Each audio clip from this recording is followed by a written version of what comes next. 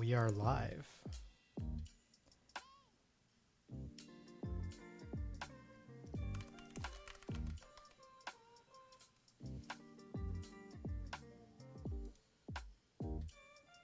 I have to work on this plate.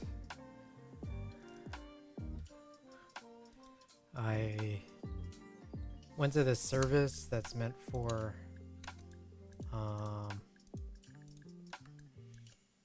cutting aluminum or cutting metals, and they came back and said there's some issues with my design.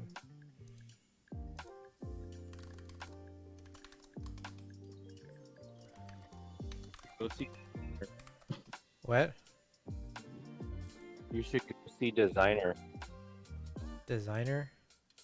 You know, designer has like kind of been dropping like little bits of music here and there, and I think it's like not bad. It's pretty good.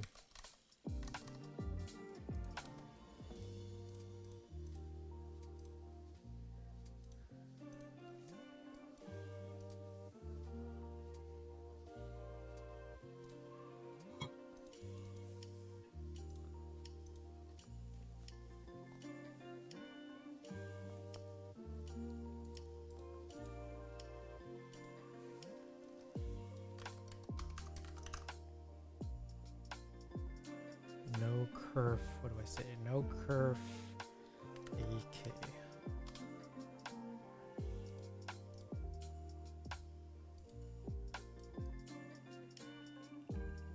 Ooh, how do I safely open this without people seeing all my shit?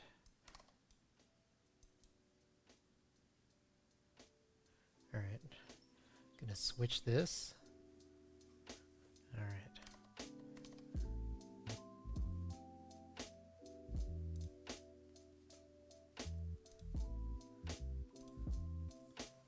Gonna download this. What the shit? Okay. There we go.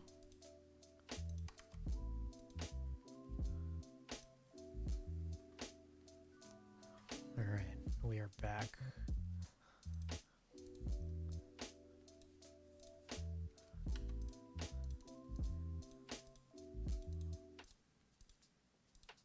So I think there's like a join here.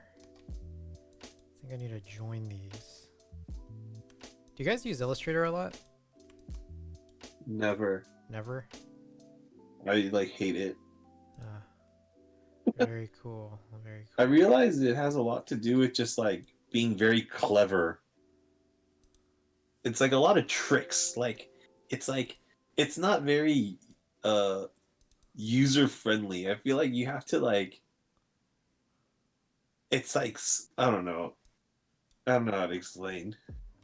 I I think like if you don't know how to use it, it can appear that way. Like for example, like, oh, you want to make this shape? Oh, you have to do this shape and then do this shape and then combine it together and then do a thing and then it'll take out one of the shapes and then like, you know what I'm saying? It's not like it's like very like I don't know how to explain. It's just like seems very ridiculous at how difficult it is to do what seems like it would be very simple. They make it much harder than I feel like it should be. Like that's just the impression I get, but that's because I don't know how to use it, you know? Yeah. But then every time I watch videos of people on like TikTok or whatever, like showing, oh, how do I do this? And I'm like, that's really complicated. And like, how do you even learn how to do that, you know?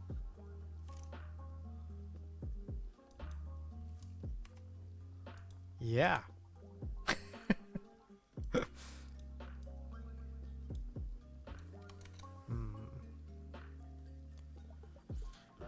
Trying to think of how to do this. Because these guys, they don't touch, but they appear to touch.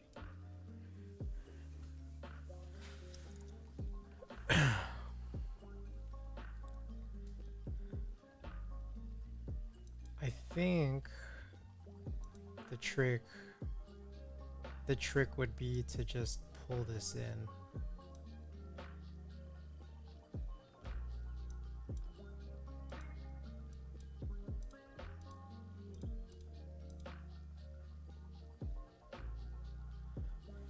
I feel like, let me think about this. What is bound to happen?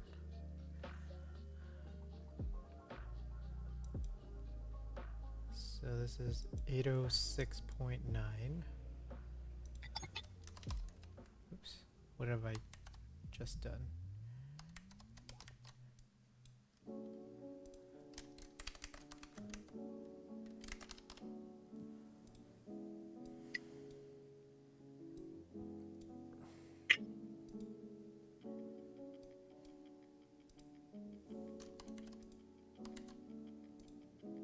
Oh, hey. That is exactly what I wanted to have happen.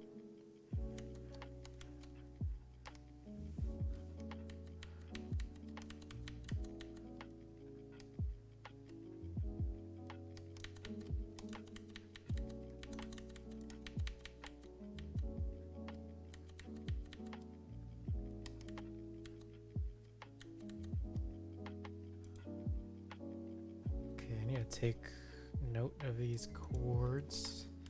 807.1, 175.3.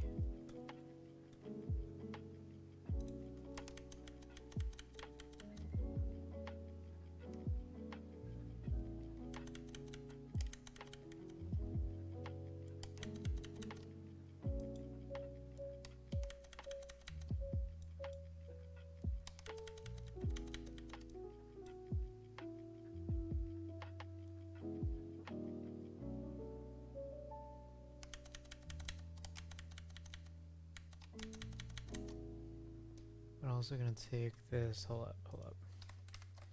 So this is curve end, square end would be, what the shit? Is I on the wrong, what the hell is this? It's on the wrong window. Damn it, I fucked up.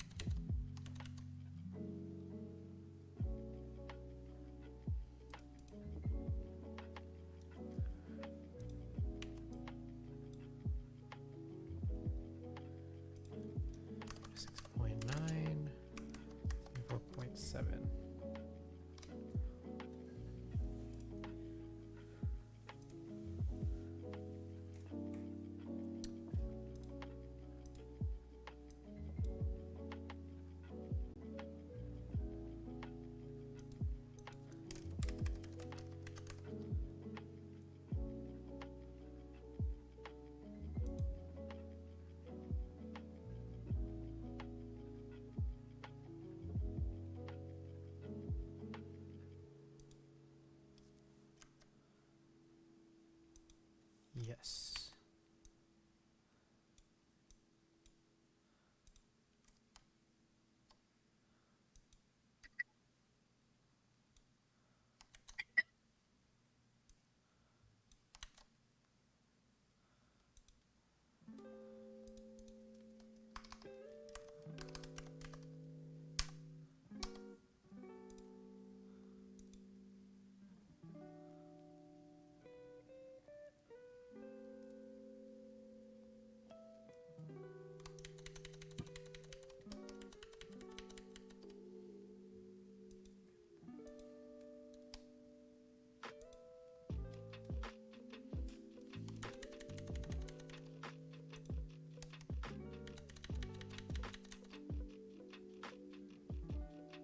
So,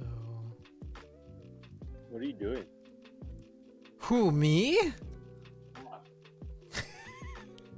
I am working on a plate design, cutting a custom metal plate for a keyboard. So, yeah. Cutting it yourself? I am sending it to a service that I guess is pretty widely used called Ponoko. But so I placed an order and then they came back to me and said like, hey, your plate file's kind of messed up. Can you fix these things? And I'm just like, all right.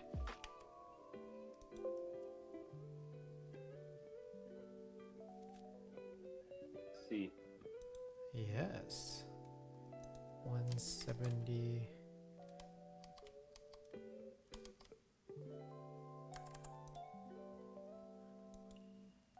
So this would be 807.1, 175.3.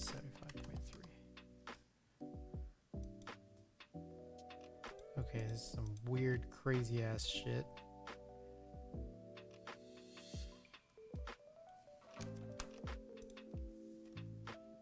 Okay, does that work?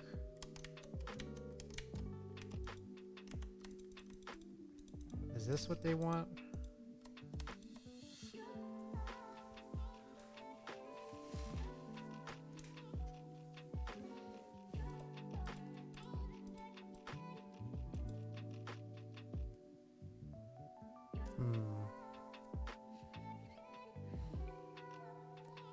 What is it that they want?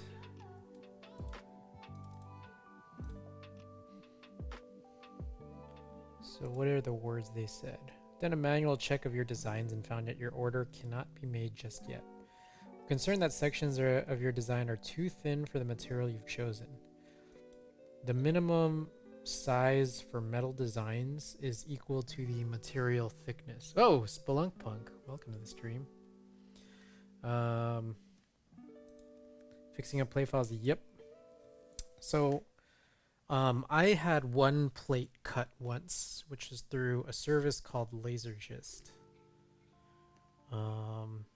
Swill's KB, Swill KB's plate builder had like some integration where you just send over the file, and they just cut it, and I had some fucked up. It ended up being a fucked up plate. Going to Ponoko, and I tried to make corrections to the plate. I think are corrections. They came back and said like, we're not going to cut this yet. You have some problems. So I'm trying to fix it. I'm trying to make sure that I know what they actually want.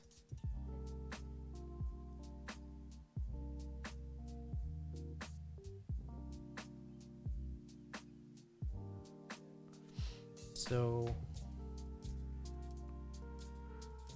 I think my questions are, if you take like a ruler, is there a ruler? Where are the tools?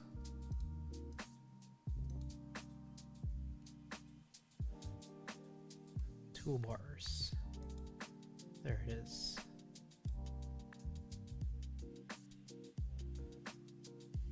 Is there a ruler tool?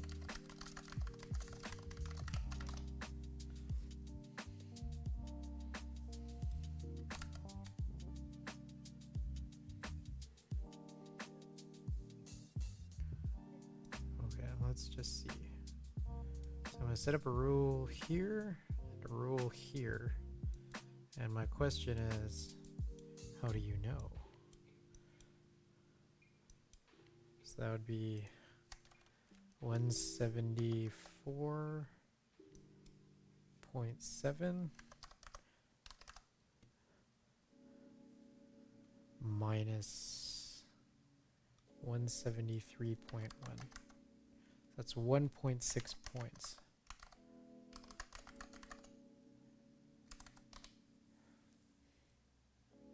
Okay, so unfortunately, this guy right here is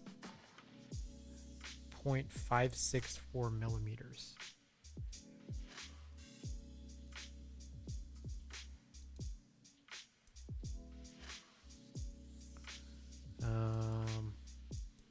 Meanwhile, how big is this gap?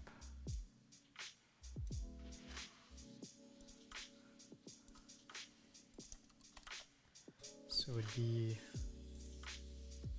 185.2 minus 182.1.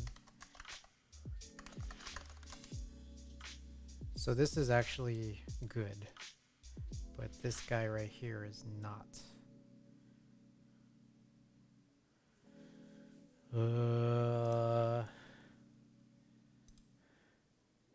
But I don't know if that's what they want.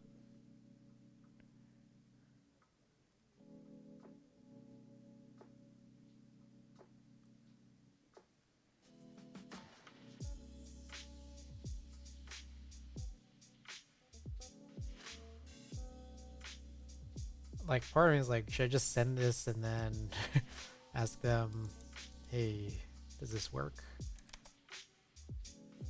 Oops. How do I get rid of this guide?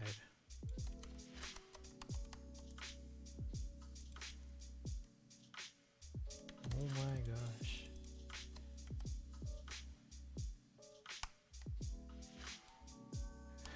I don't know how to get rid of guides.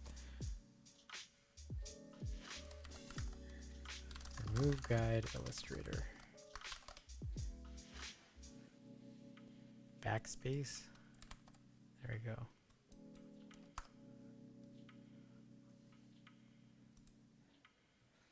We've been on a Brown Alps sound test binge after hearing your board last week. I need a donor board now. It's a pretty nice board.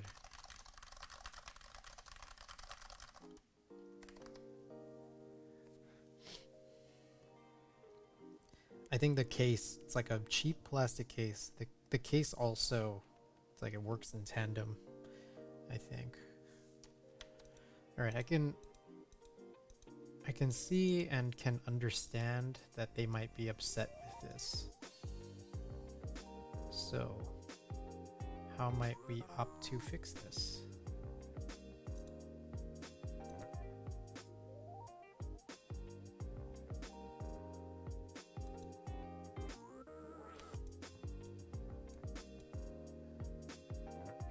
Ooh, hold up.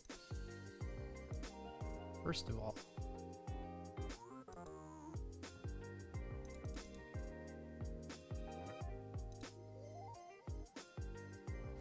all, I think that this should go in a little bit.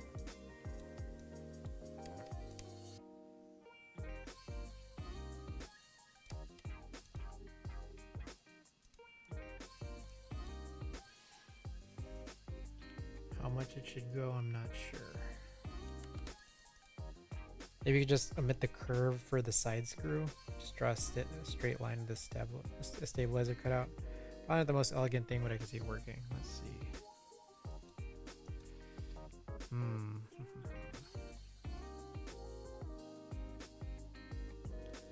So what you're saying here is just like have it run like straight down or something.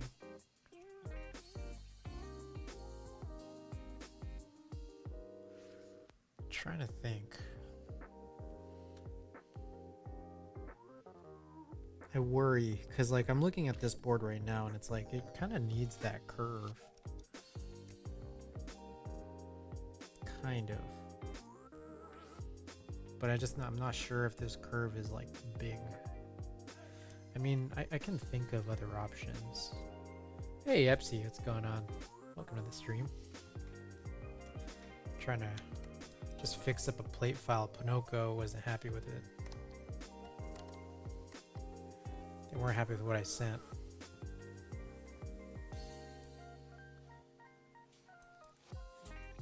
So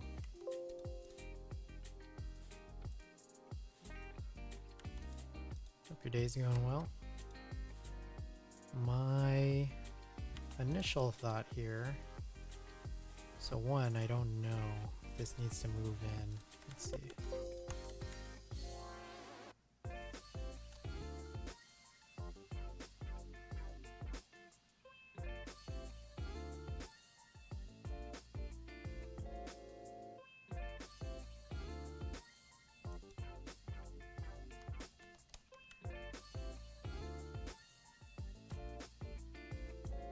Bring it in. Oops. Bring this in just a tiny bit more. Let's just say that much. School holidays just started, 2-week break. Let's go. Hey, let's get it. So my idea here is, what is 1 millimeter to points? 2.83 points. So my idea here is, let's take this guide, let's send another guide to 2.84 above this.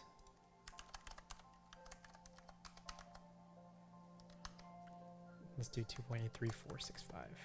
No, 2.84. 171.86.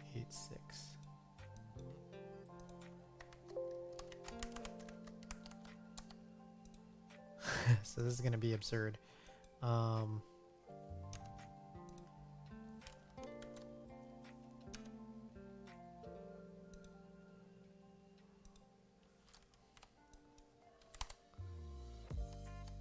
Whoops.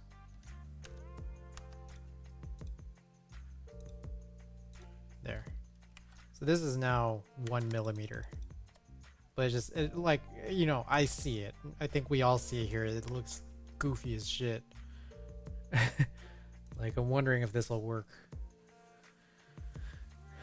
I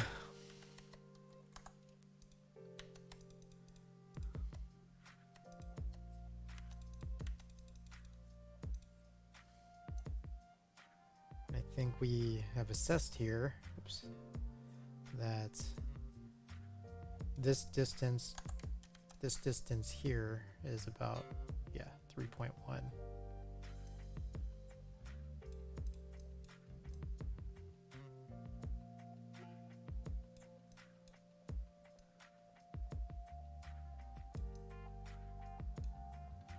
This distance here, about 2.833.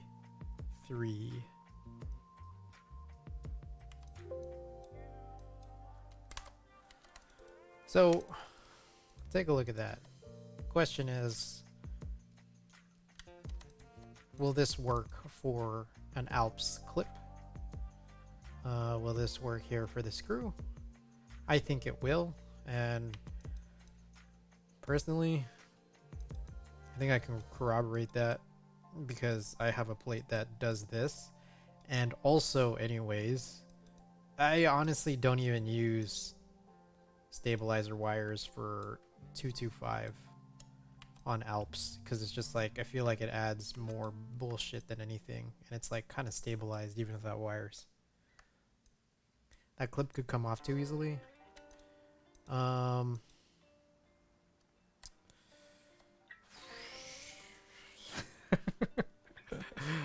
I don't know. I don't know what to say. Part of me is just like, fuck it, let's just do it. Like, I'm not even running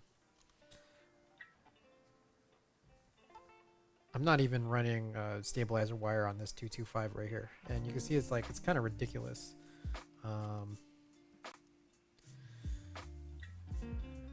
It's just a choice I made because I get rattly as shit stabilizers on Alps that I don't really want to make a mess out of trying to lube. I think here I'm just trying to give myself an option.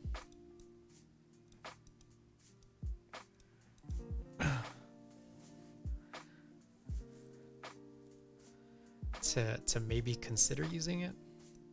I have another plate that has this same cut, but I had a cut through a non-Ponoko service where they didn't really ask to fix anything. They just cut it, and like it ended up looking like this.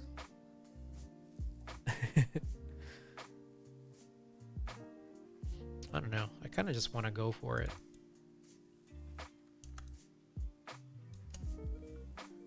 What's the worst that could happen?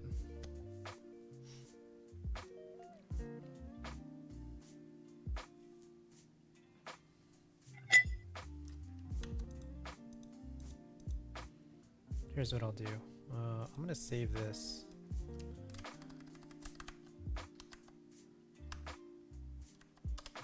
As one. And what I'm gonna do is I'll open up the first version that looked like this, and then I'm gonna do Spelunkpunk's idea here, which is, let's line this up and let's add, was it 2.84 to this number, 80974.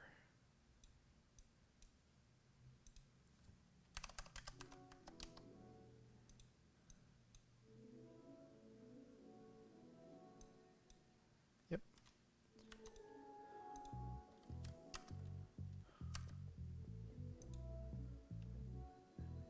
gonna draw these.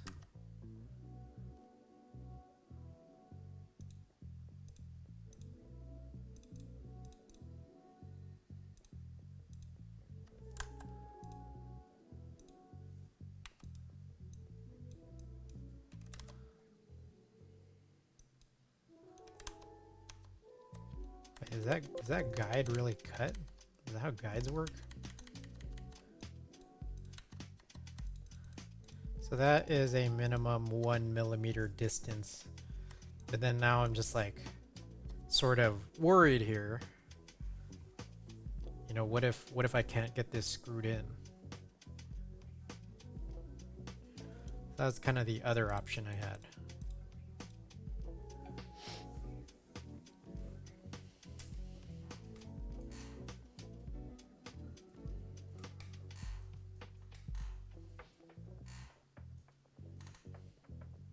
What do you guys think? Which design looks better? That's not what I'm looking at. Wrong one. So I'm going to save this as 2.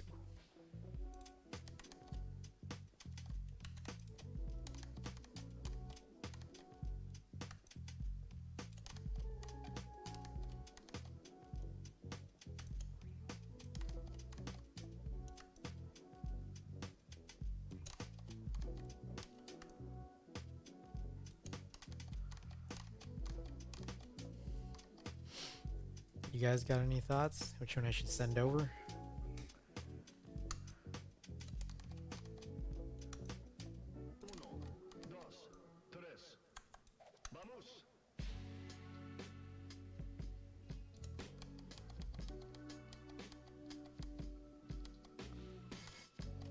Basically, here you'd risk not being able to get the screw in, which I'm not sure if that's really true. Here you risk, if you opted to run clips, which I may not, might be able to come off easily. A curious case here.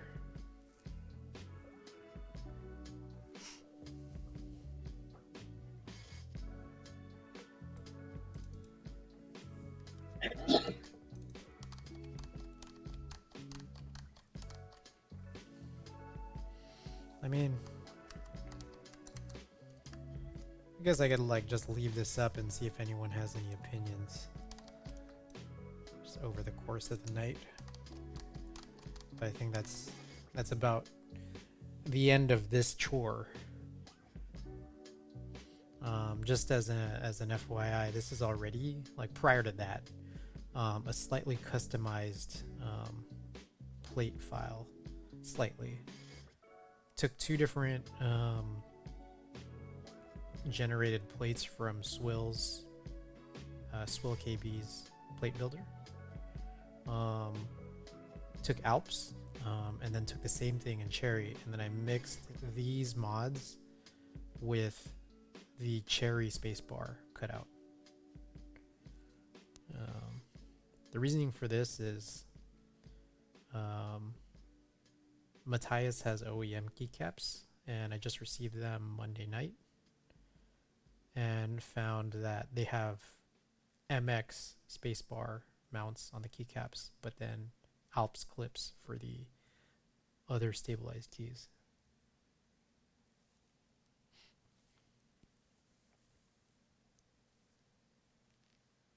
So, think about it does that.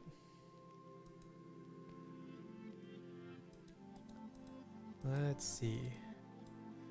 What else can I work on tonight? You can work on playing Monster Hunter. Are you playing Monster Hunter right now? Yeah. All right. So, I guess one thing I can do. So I got this printer.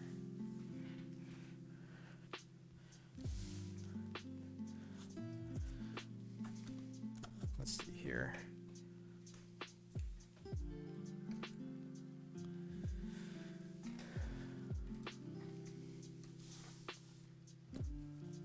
got this Rollo printer.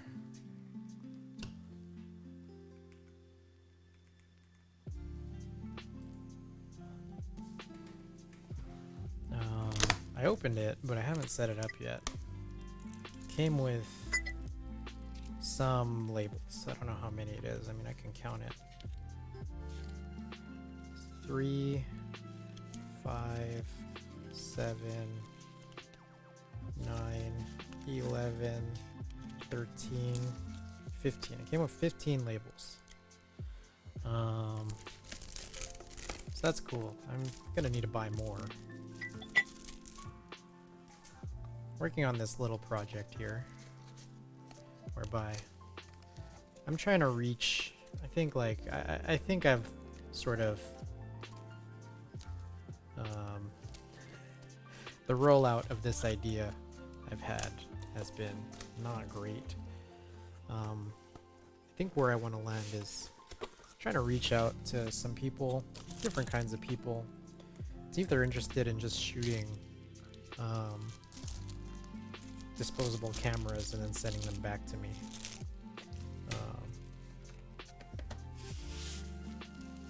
People from all walks of life, primarily those who, I don't know, some people I've kind of lost touch with. Some people who may or may not have, you know,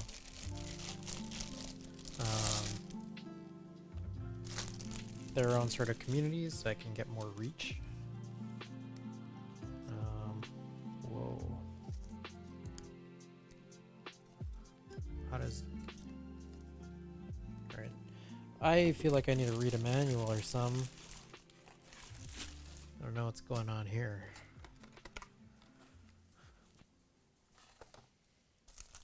Hey, Spelunk Punk, thank you for redeeming that. We actually got some really, really good packages tonight. 2 packages, but they're both like super good.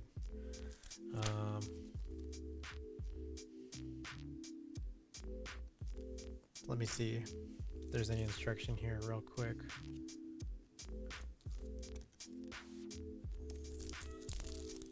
Alright, here's a user guide.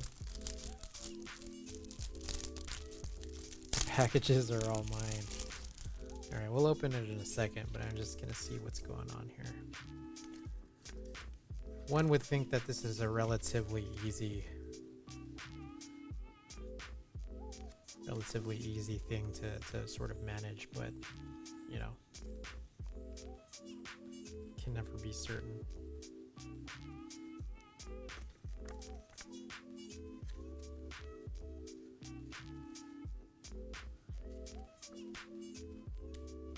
So apparently you need to download a Rollo driver.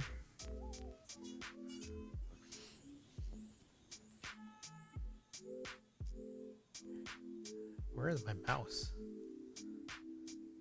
There it is.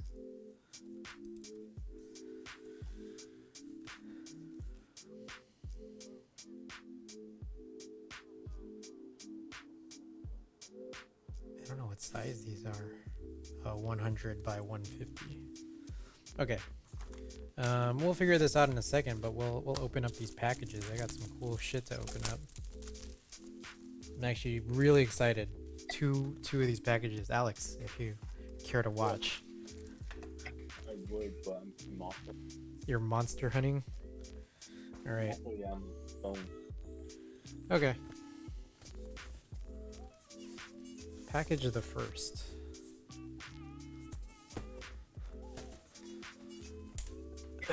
The scariest part is always opening up this package and then like seeing a receipt that might have my address on it. You should pre-open your package. Make it like not as authentic. Yeah. Like safer. Oh my god.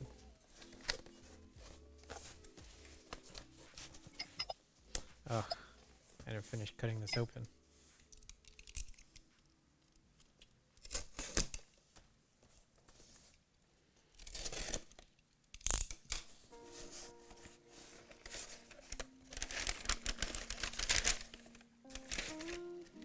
Alright, no receipt in here yet. Oh, okay. There it is. Alrighty. This guy I've been very interested in for a little while. I saw that it ran before. People kind of had it secondhand. And at some point, I was never notified, and I just came across it again as in stock. We got here. This is an extra plate. This is Ramirez vinyl. My what? Ramirez vinyl. Dude, you gotta put the microphone inside of your mouth.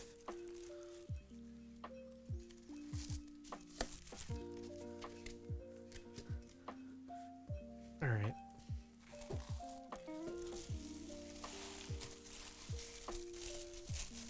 So I saw this as an in-stock board, but like some of the plate options were by this point already sold out.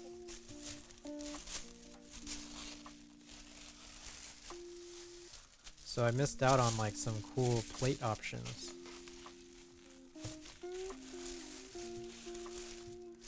Ooh. Ho ho ho. This is a Project Keyboard's Sirius Palm keyboard, not to be confused with the Artisan titled the Sirius, but I was always curious what this is going to be like, and this is not the texture I was expecting, which is cool. I mean, I don't know what I was expecting. I think I was expecting something a lot smoother and shinier. That is far from the case, but it's still super interesting. Comes with a little weight in here. I also, let's see, I think they sent over, oh, there's 2 plates.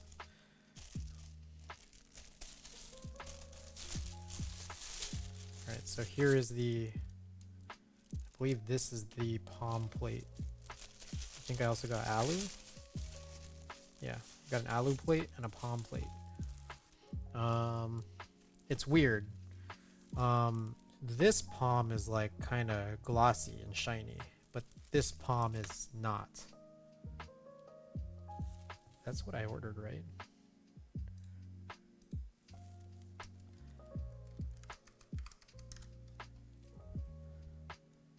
So now I'm curious. Yep, Sirius HHKB palm. Yeah, this is like a shinier plate. This glossy plate is what I thought the keyboard would be like. It almost like feels like just like a typical glossy acrylic, and I thought that that's what the board was gonna be like. Tim Keyless, yeah. Tim, welcome to the stream. Yeah, this is a Sirius. I did not anticipate anything as to how this would actually look or feel. The outside is very like matte, like extremely matte.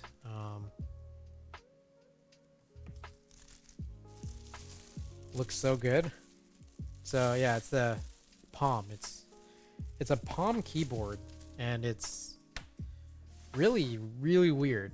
I'll say that it's really weird because the whole thing is marketed as palm. The case is palm, but it's a very just matte feeling. The plate is also apparently palm, but it is glossy. I also got an alu plate as well, and I'll see what I want to do here. But truthfully, I think I'm gonna go with the palm, and then maybe just make a separate assembly. This is one of those situations. Yeah, palm. It's one of the situations I was, talking about yesterday that maybe we should put it up. It's like, what is a keyboard, right?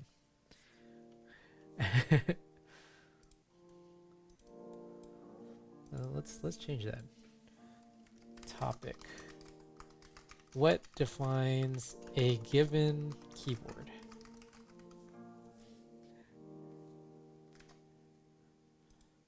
All right, topic has been changed.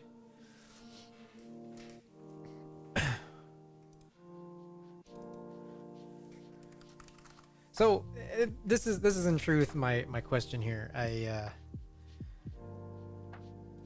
Here the Sirius is just a case, but it's marketed as a keyboard.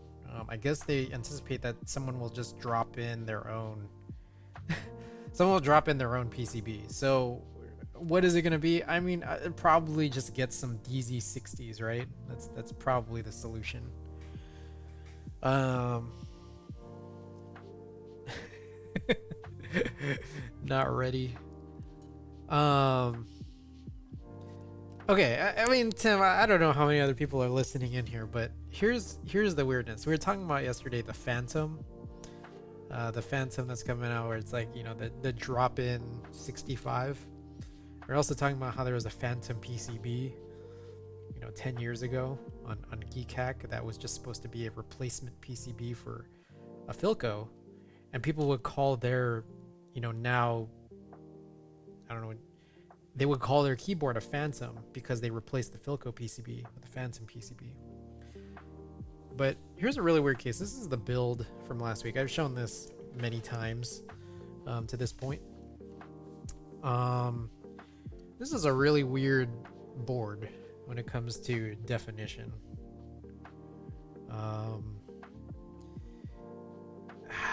Let me explain. This is probably the biggest, weirdest offender. What makes this keyboard a keyboard? Like, what makes it what it is? This right here was a group buy. I mean, it kind of was part of a group buy called the Blue Nalgene Alps Party.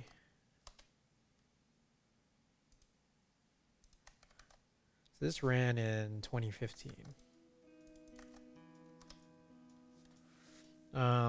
Now what I find really weird here is, what did they actually sell? Like, what were they actually selling? The PCB and a plate. And a powder coating service. And some switches, I guess. So the weird thing is that it didn't come with a case. So this, when I bought this like used off of somebody on RMM, it came in like a KBD Fans blue metal case. It had some dings on it, so I went and bought a separate plastic case, also from KBD Fans. This Test 30 post, this group buy, had no such cases. It was a PCB and a plate. The weird thing is that the PCB was sourced as per a group buy round for a previous group buy that Hasu ran called the Alps 64 PCB. So what the fuck is an Alps Party? Is the Alps Party the plate? It's like the plate was designed by JD Carp and Blue Nalgene, and then they had the powder coating service, so then that's what this blue is. So is the name of this keyboard... Ooh man, those artisans. So is the name of this keyboard an Alps Party, and it's supposed to reference this sort of... It's almost like a Frankenswitch, where it's like, you know, these... I hate these dumbass Frankenswitch names. I'm not gonna lie. In fact, I hate normal... I hate normal Switch names. But this like really reminds me of like, is this a Franken board? Where it's just a bunch of parts put together, and then you call it an Alps Party. It's whatever case you want. It's a Hasu Alps 64. It's a plate that ran as part of this group buy, and then you just fill it with switches. Is that what an Alps Party is? Is that the name of this board?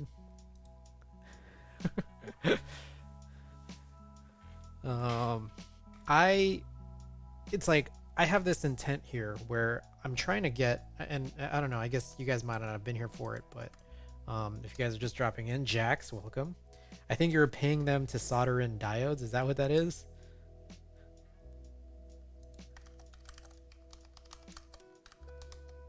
Oh, interesting. Interesting. All right. So separately, I just want to quickly show this. Tim, Jax, welcome. Assuming that's what it's assembled boards. I'm having some plates cut by Ponoko, and I started off this stream, maybe the first half hour, just trying to fix a plate file, because I've had a plate cut before by Laserdist. Swill's Builder just has an API integration where you could just send the plate file directly to Laserdist. They cut it. All that stuff is there. My plate ended up being kind of fucked up, so I'm now trying to resolve this situation a year later. Yeah. So the situation I'm faced with here is I sent these, like, I kind of customized a plate based off of 2 different Swill generated plates where I combined Alps with cherry, and that's fine. I mean, like, I literally just pasted and placed this cherry cutout into this Alps plate because the Matthias keycaps I'm going to use MX mounts for the spacebar, but then Alps for all the others. I don't know why they do that, but that's what they do. So I sent this custom plate design out to Ponoko. They came back, earlier this afternoon and said, "Hey, your file's bad." Let's see if we can pull that up. I guess it's the one I closed. So, are you serious right now? Okay, so they were unhappy with this. They said, "Hey, this is too close." I think they're kind of just like, they're kind of saying we can't or don't want to do this without just consulting you first because we don't want you to get mad at us. For some dumb bullshit that like would be my fault, And I'm like, I anticipate full well Laser just like cut it like stupidly, where it's like they just made it join. So I just figured that that's what Ponoko would do. But they actually, like, they had a person, like a representative, just reach out saying, let's resolve this, in words, so that way there's no confusion. So Jax, it's cool actually. Yeah, it is cool. So I have 2 options here. One was to try to replicate here what has happened on my previous my Laserdist plate from last year, which is just to combine these 2. And so this is my first attempt at a solution. Meanwhile, Epsi and Splunkpunk came in a little bit earlier in the stream and then kind of mentioned like an alternative, or like from what I was reading in, this alternative. So yeah, you don't normally need that bigger cutout for the trace screw on the side. So I think that's what they were kind of mentioning. So Ponoko came back and said, hey, we don't want our cuts to, have like essentially be less than 1 millimeter apart. So I measured a millimeter in terms of Illustrator like points, which is about 2.84 points is a millimeter. So I literally just like shaved this down so that I can get a millimeter here. So I don't know. I'm worried that I can't get the screw in here, but maybe that's not a worry. What you're saying is you don't need that big a cutout for this tray screw. So I'm wondering, should I just go with this? I don't know, which one do you think is better? Obviously there's some trade-offs here. Now, also, just to be perfectly honest, this board right here, among this and another 60% Alps that I have used, I actually just don't even run I don't even run stabilizers or like wires on the 225s, the shift and the enter, just because I feel like, in all honesty, it adds more problems than not. Like there's a trade-off here of like, will it be stabilized versus is it gonna just rattle like shit? Yeah. So it's like, here, I mean, like, it's just like, here I am, like, I'm good. Like, even I hit on the side, it's not that bad. I mean, here, oops, let's listen to this.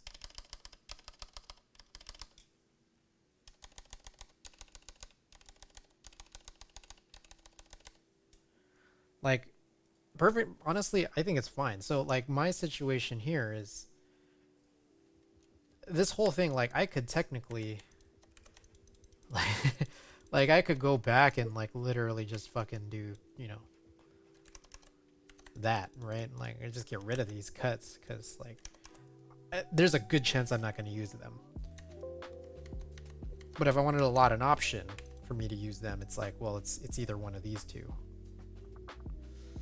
What's the plate material? I did that for render. I always hit center anyways. Now that's another funny option, or another funny question.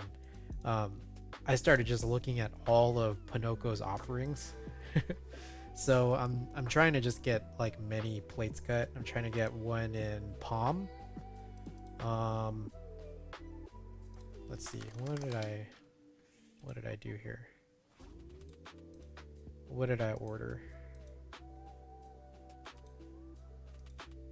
I think one was in palm. Palm is rough.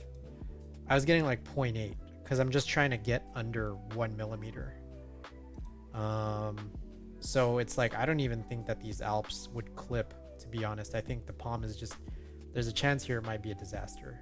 I could otherwise get 1.5 millimeter palm, and then have the Alps not clip. I don't know if I actually might have done both. The cuts tend to drift as it goes due to heat. Ooh, interesting.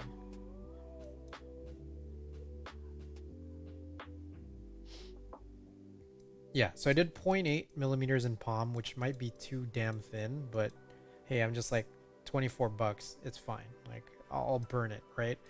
I'm getting 5052 aluminum, and I also tried in 1 millimeter for, again, I'm trying to for 1 millimeter for Alps clipping.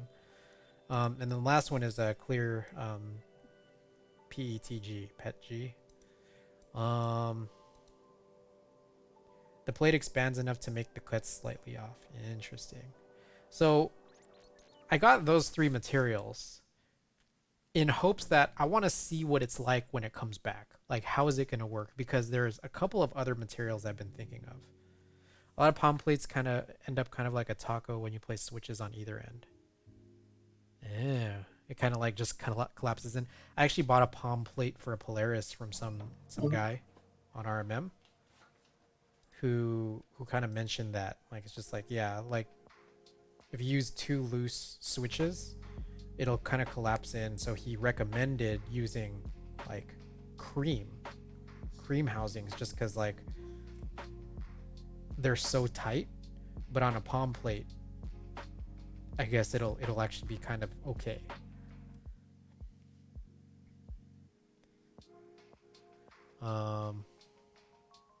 So anyways, I wanted to get all these plates, recognizing that I might actually get more plates cut depending on what I want, because like I also noticed there's some crazy dumb shit, how Ponoko actually offers 1.0 millimeter leather. So kind of like I'm just like, should I try a leather plate? It's like $60. The issue is the spacing, not the cutouts. I see.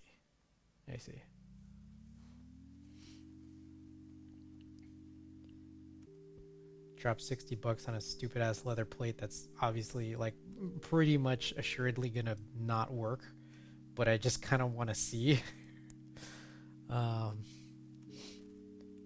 People have done all kinds of crazy materials. I was also like looking to try to get some plywood as well.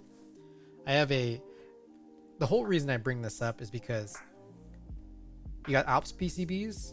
I'm trying to get plates cut, and you just throw them into tray mount keyboards. And so I'm kind of just like, what are these boards called?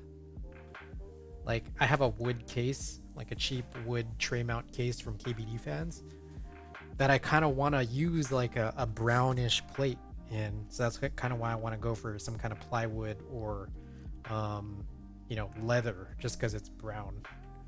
Cork actually turned out before broke. Oh, well, that's cool.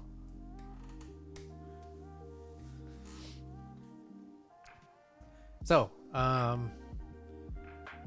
know I just went off on like 3 different tangents here. In short, 1, I have to fix this plate. 2, JHW has some weird plates if you know him. Who's JHW? Japanese horror writer? Oh. Gotta check that out.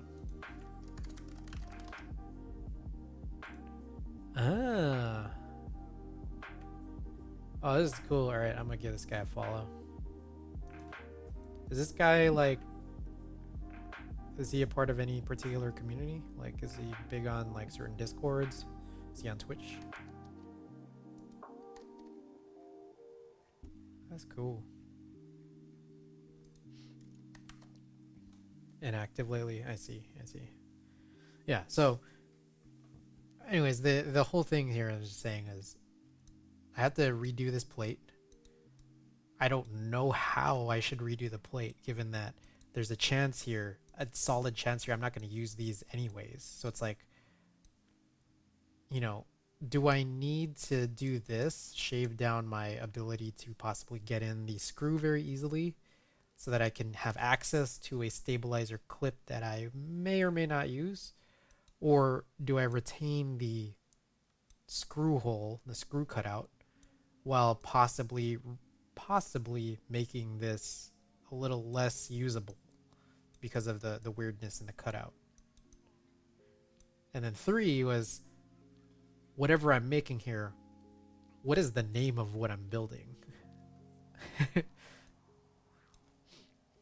So here, this is an Alps party, which is a little interesting of a name and interesting of a board. I'm probably going to do some similar with a wood tray case, like a walnut tray case in my cupboard, as well as another one of these cases with these custom plates and either a Hasu PCB or a plain 60 in Alps. Anyways, I don't know what I should do. Jax, if you've got any advice, I will gladly open my ears. Square cutout or joined cutouts?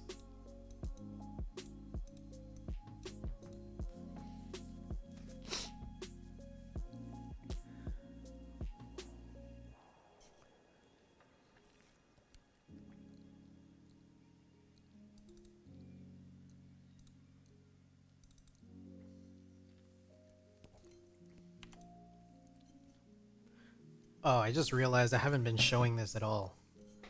My bad. Square cutouts, join cutouts.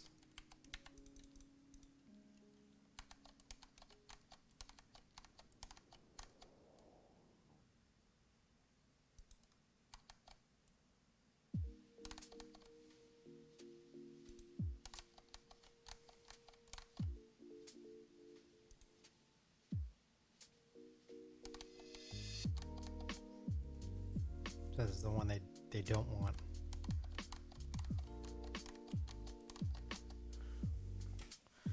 Whatever you suggest might be the one that I go towards.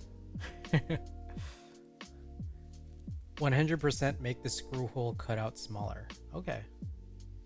All right. You think that this is the way to go? Just straight down?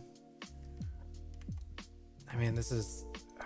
I think that this would meet their 1mm requirement here. Ooh. You know, I have an idea here.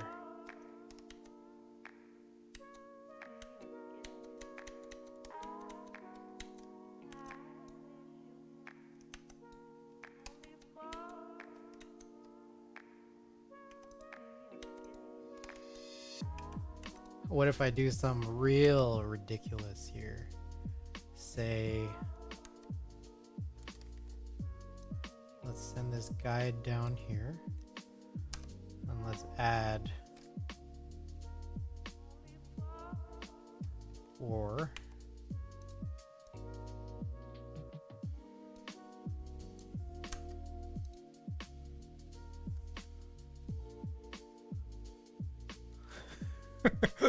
I'm like really dicking around right now, but I'm like I've gotten myself so curious.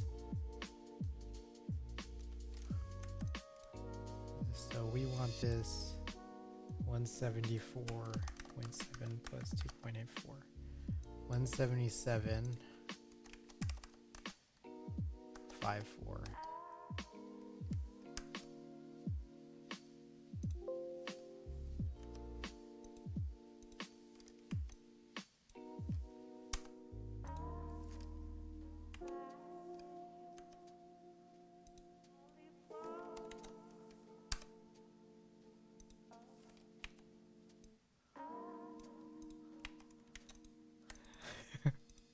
There, now it's not just straight.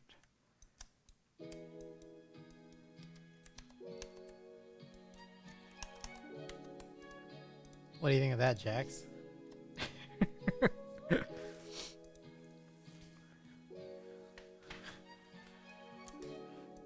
I retain this little bit of give that might give me like an actual bleeding cut. So ugly. You don't like my work here? I'm just worried that I might actually touch this and get cut.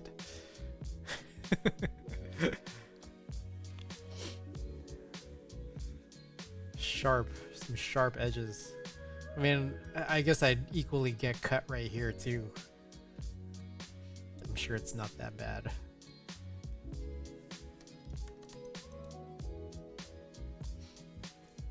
I'm just trying to imagine what are the disadvantages of this. Do I potentially, like, does this make it possibly harder to retrieve screws that just fall off my screwdriver? Or would the straight down version be worse or better?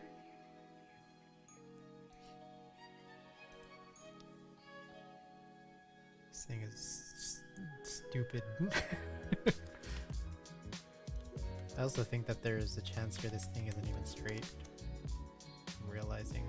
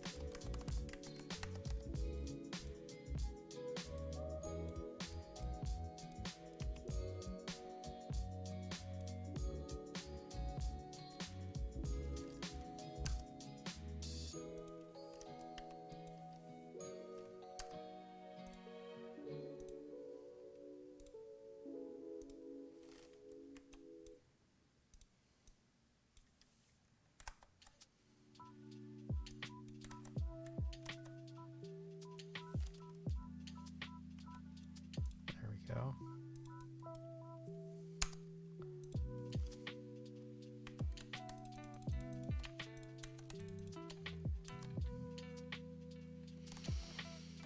Okay, so you like this one.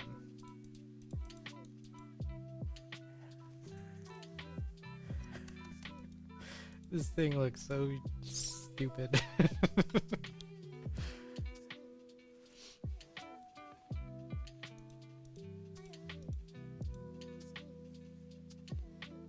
Just wondering here. Maybe it's like, is there a almost like a radius here? Hold on. I want to know now. I genuinely want to know.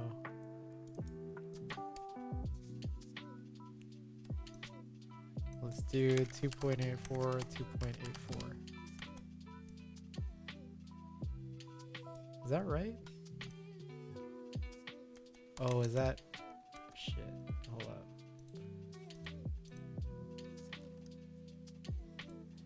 Hold on. We're gonna do this.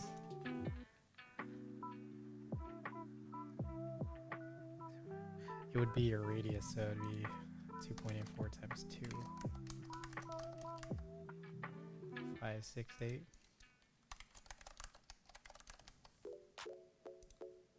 There we go.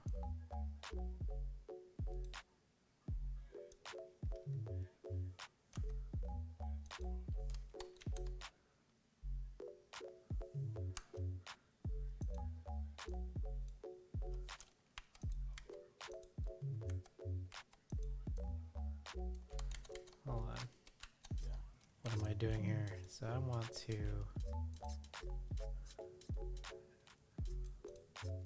wrong way. Wrong way.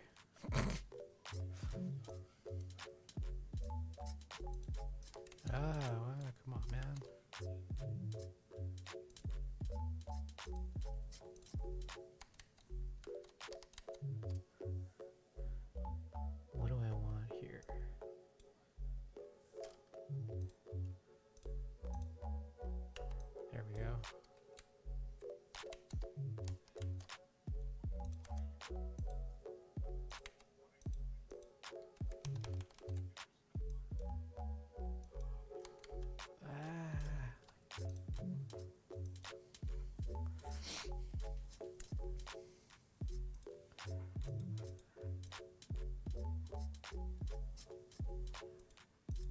I basically want to... My god, what am I doing? Crop? No.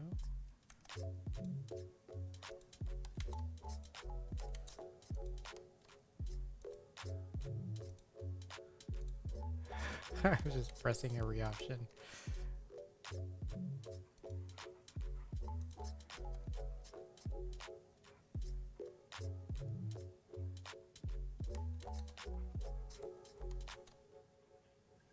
Minus front.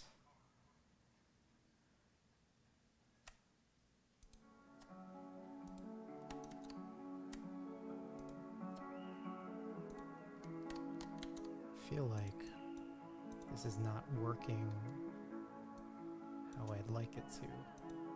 It's been a while.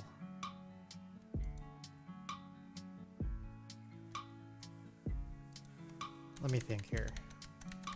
That's actually a little bit besides what I want to do.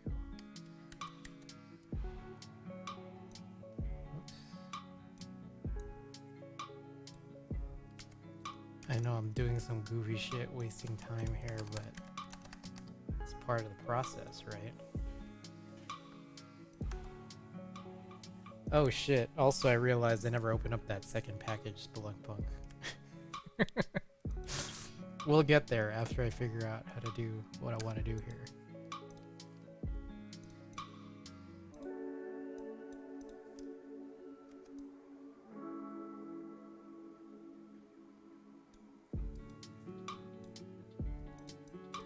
What happened to my color here? There we go. Whoa. What is this stroke here?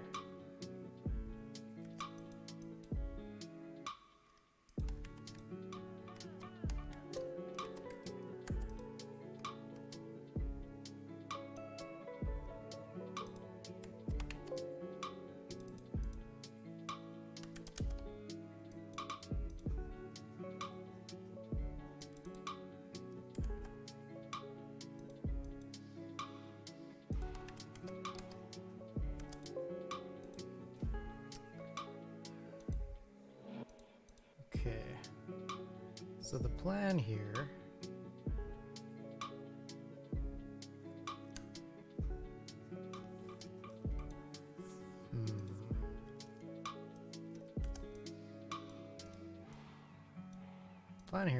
is I'll get rid of these guides.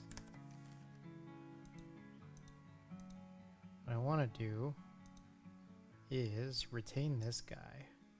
Basically subtract out all of this stuff from this rectangle.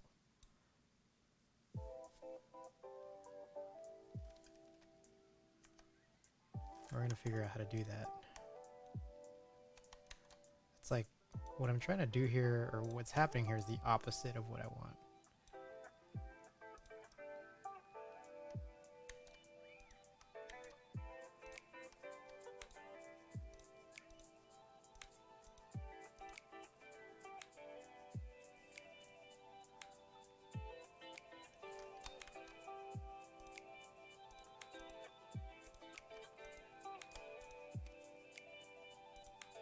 There we go. That's what I want.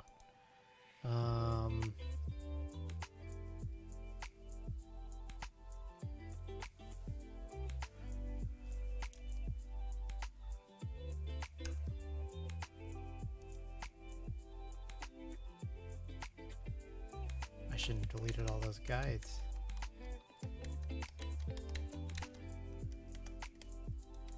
Alright, how did I do that thing I just did?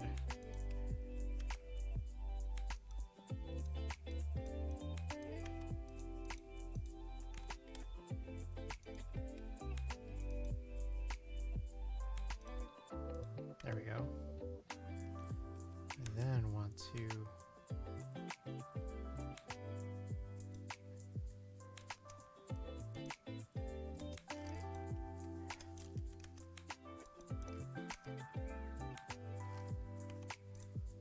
take this. Oh shit. Take this guy.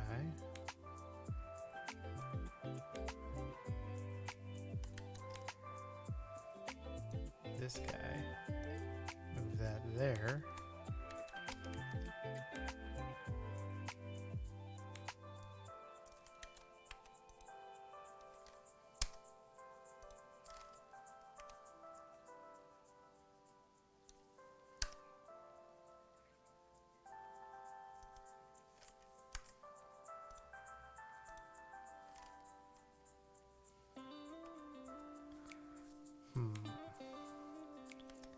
Okay, so I'm gonna take this guy and this guy. Would that be exclude?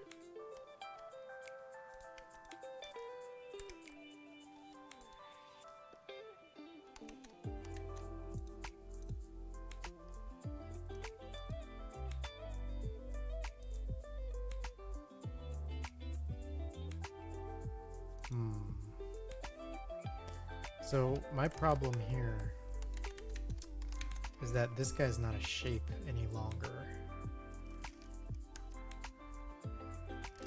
So how do I turn it into one? I'm gonna lock this guy.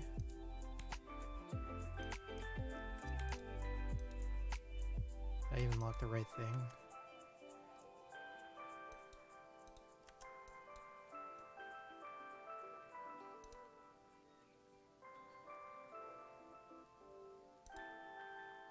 So lock that guy. Ooh. Making this confusing, man.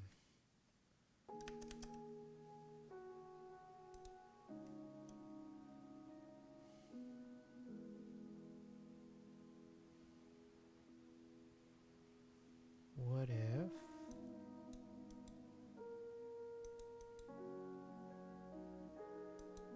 Oh, you know what's stupid is I can just delete this and then remake that whole circle.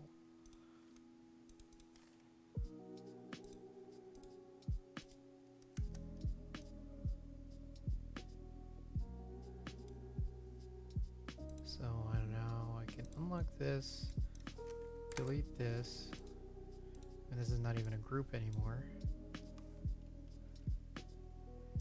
So here's this ellipse.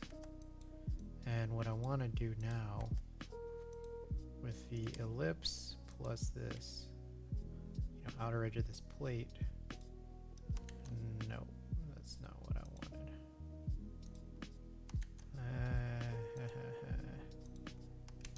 Nope.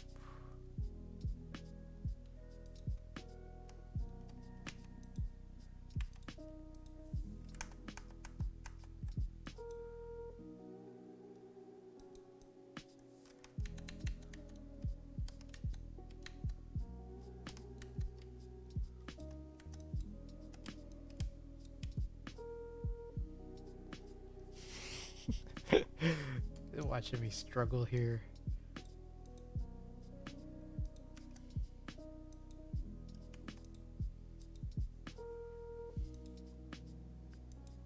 So I think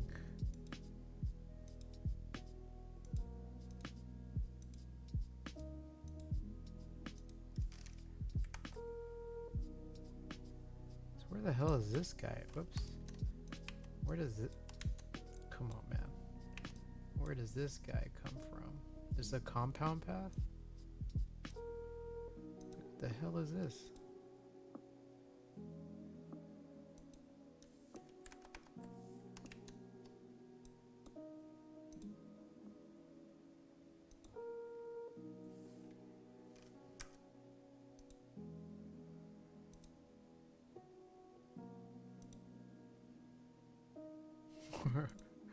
What in the world?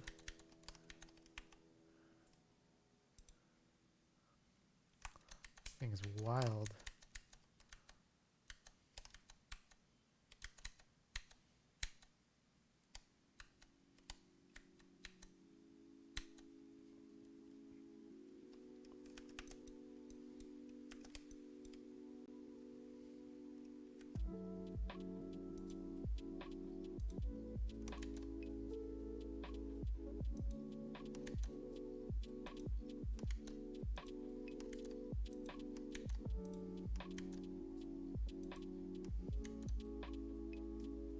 That's almost it.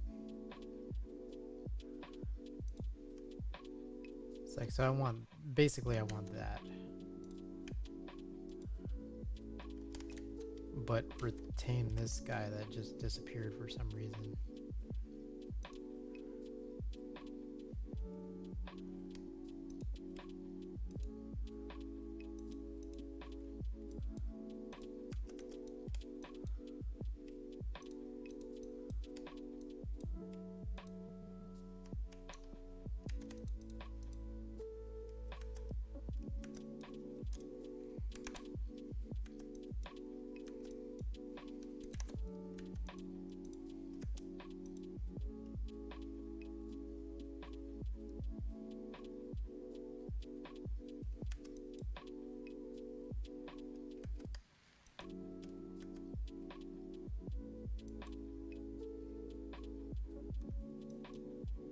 Dear God, this stream title. Hey, Chris, what's going on, dude? Chris, I have a disposable camera for you. If you're still interested in taking up that offer. Mendax, welcome, welcome. We were just talking about that whole thing. This keyboard right here I'm actually using is like the, and I was saying this earlier, is like the pinnacle of that question. Where it's like, what is this? Like, for real, for real.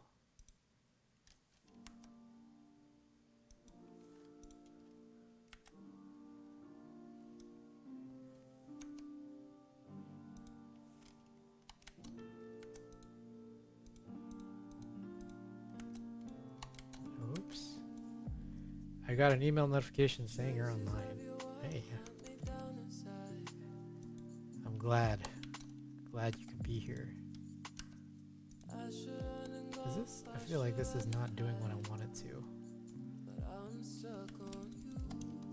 Alright, so what I'm trying to do here is I want this fella here to just all be this way. And so my first thought here is I go to the Pathfinder and there's a couple options. I would think that it would be minus from. But that's not doing what I want it to do. In fact, that's doing the exact opposite of what I want it to do. It doesn't matter which one of these things I select. Fill. It's because it's filled in.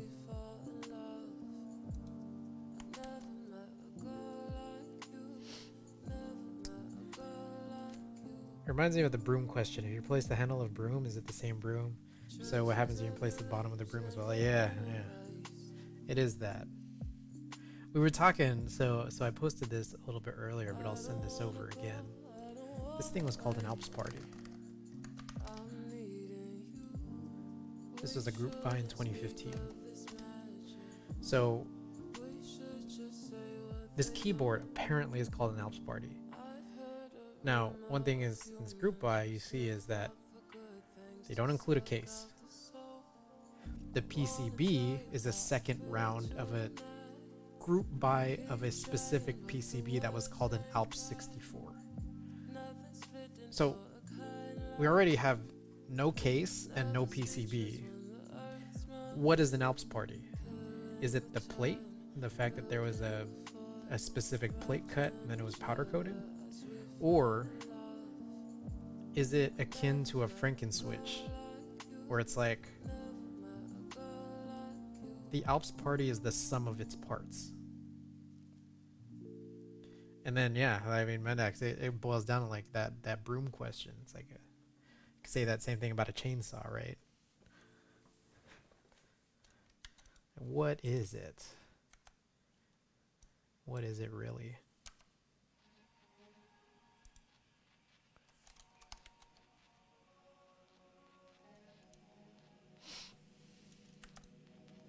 Alright, so we've been struggling here for quite some time.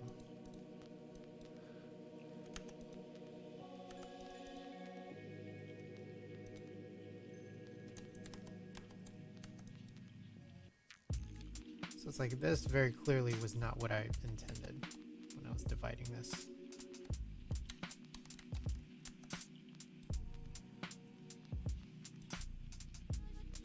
So none of these are working the way I wanted to.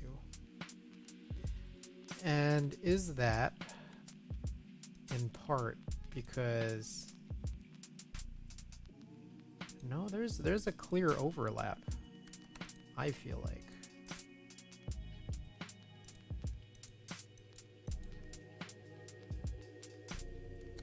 Or what am I getting wrong here?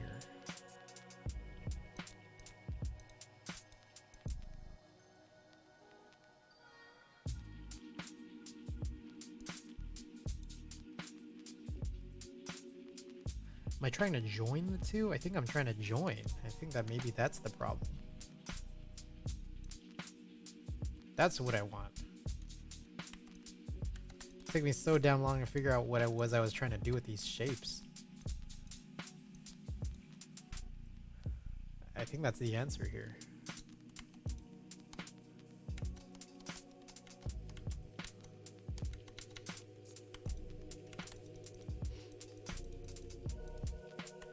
So, Jax Static, if you're still here. I think this is the solution. It looks way less ugly. It looks way less ugly than what it was before. We now here have a 1mm radius that I have locked. 1mm radius around this point that allows these cuts to not be made within that 1mm. The only weird thing here is, can this be fixed? I think that's fine how it is. Let's just go with that.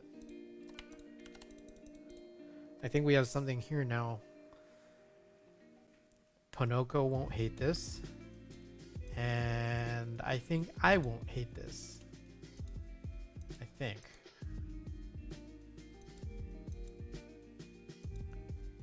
1mm here, 1mm all the way around this, and then this is the original cutout.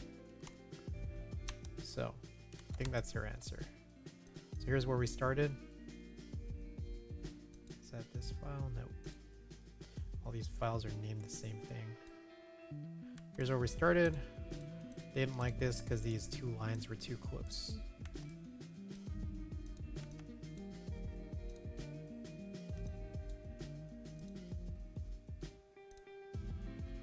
We basically just separated that.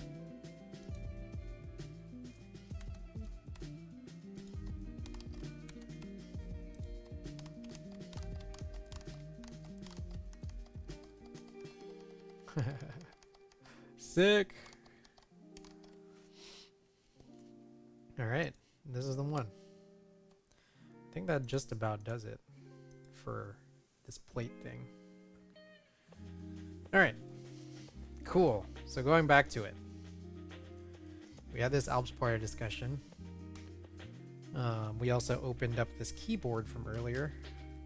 It's an in-stock keyboard from Project Keyboards called a Sirius, another HHKB layout board to be added to the collection that we're going to need to eventually build. All palm. The case is a matte palm, and the plate is a glossy palm. So got an extra alu plate for if I want to do a second assembly, but as per the discussion, what is a keyboard? There's no PCBs included, so I'm going to need to grab, I guess, 2 extra PCBs if I want to build these. I have PCBs on deck, but, you know, plan for other boards. I think I just need more PCBs. You know what would be cool is if I had these plates cut for Alps. That would be really cool.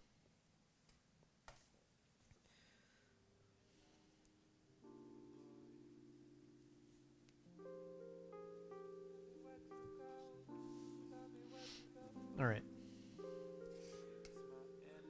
My guy Spelunk Punk, if you're still out there, still got that second package to open up.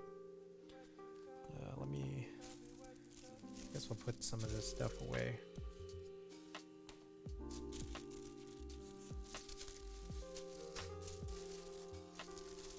Let's see it. All right, all right.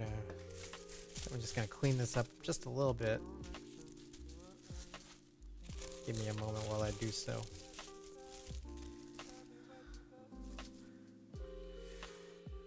We'll just put this to the side here. All right, package number 2. So for those of you guys who don't know, I have mentioned this about 100 billion times. I entered the keyboard hobby in about 2012, stepped away in about 2017, then re-entered. I feel like this is the right way. Re-entered the hobby about this time last year, 2020, when COVID started, because, you know, just going back to some indoor hobbies that I have here. What I have here is the first GMK group buy since returning to the hobby in 2020 that has finally shipped and been delivered in hand. So you got this guy from Novel Keys. I'm just trying to get the attention away from the other keyboard, but take a look here. Novel Keys. What is this design?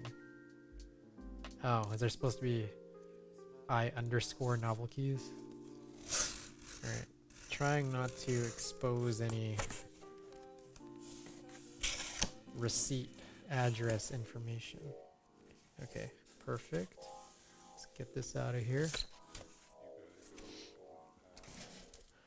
Alright guys, you ready? Woo! Woo!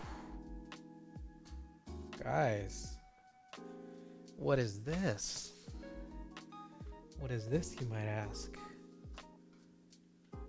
We got here Classic Blue.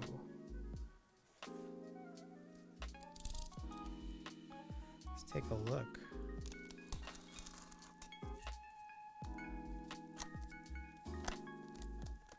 Alright, we're gonna throw away the tray, because, I mean, the trays are garbage. Classic Blue, yup. That's right.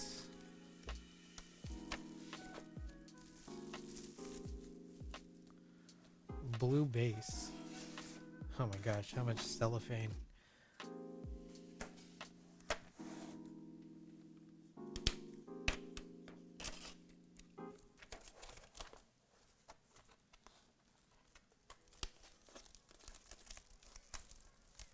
Classic. The first of many group buys to find and deliver. This took what, 11 months?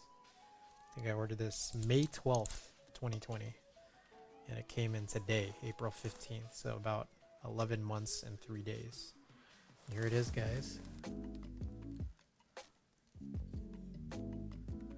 Woo! Woo! Clean.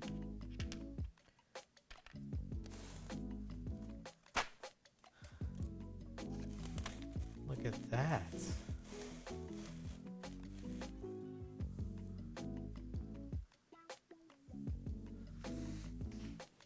It's real good, real good.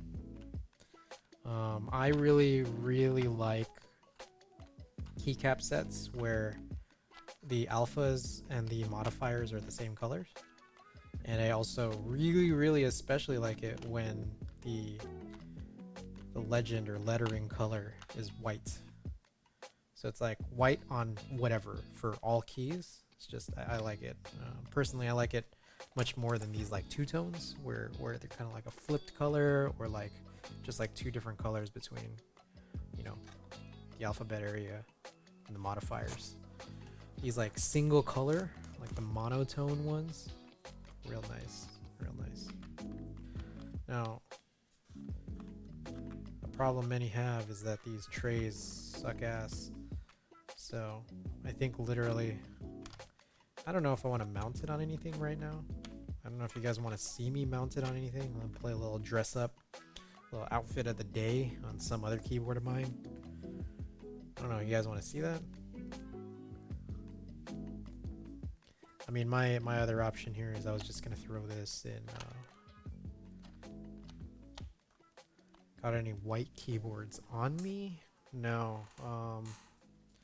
Well, I literally just got this the Sirius that I haven't built yet. I have another white board in group buy. I'm still waiting on. I have silver. I mean, I got this duck eagle to my right here. Outfit of the day for your keys. Let me go look. Let me see what else I got. Or maybe, yeah. I gotta check my records here. Where's my mouse? There it is.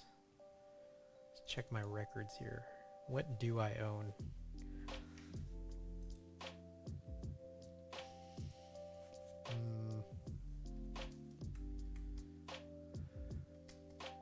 Let's see, I got a black keyboard.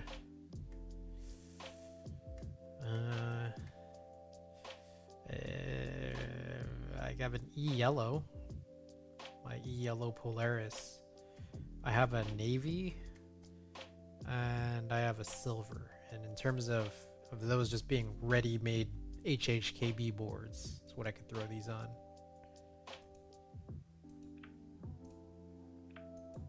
Ready built. I mean, I could just throw this on the Viper. Why not? A little dress up.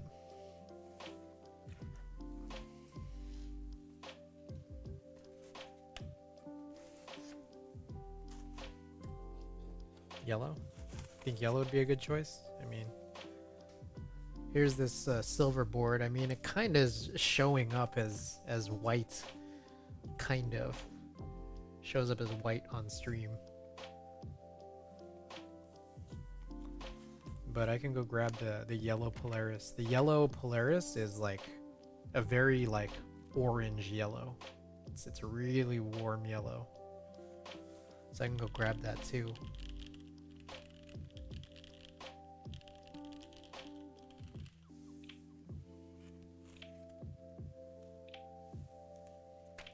Certainly an option.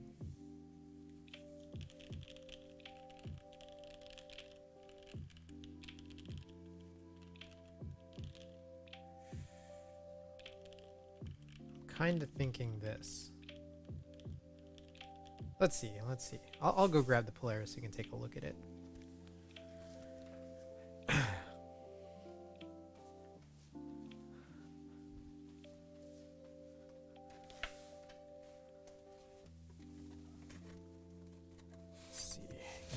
Here.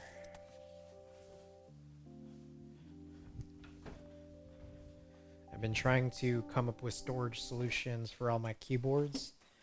I bought a giant set of boxes that they're actually like, they're literally labeled like flatbread boxes. So it's like, it's literally a pizza box. You can see there's these air holes. But I bought this before I realized you can buy like custom clamshell locking tab boxes from this store I found called Eco Enclose. So I actually have like another giant set of boxes coming in tomorrow, which is really, really kind of wasteful, admittedly. So here's this E-Yellow. It's just like, it looks very, very warm. Really just almost orange. So take a look at some of these. If you're interested in some sounds here, sound comparisons.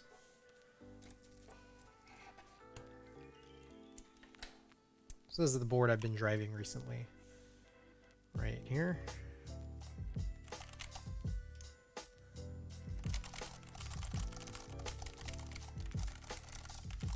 Super loud, super tactile. This is among one of the craziest tactiles that I have. This right here, Duck Viper V3, linear, really muted, but it's all good. Looks orange, yeah, it does. Alright, this guy right here, the Polaris, some Zelio tactile switches. A lot of flex.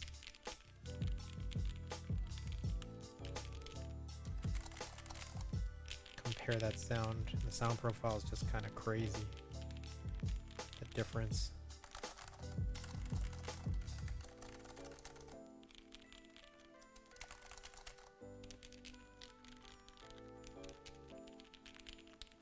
It's like I like both. They're both chill. All right. Interesting, all different. Yep. All right. What are we playing dress up for? Let's do. Why don't we do a poll? Well, one of the reasons is I need to plug in a keyboard. Like the blue one the most. The funny thing about the blue one is just like, it's half very cheap and half very, I don't know, luxury. It's just an interesting mix, in my opinion.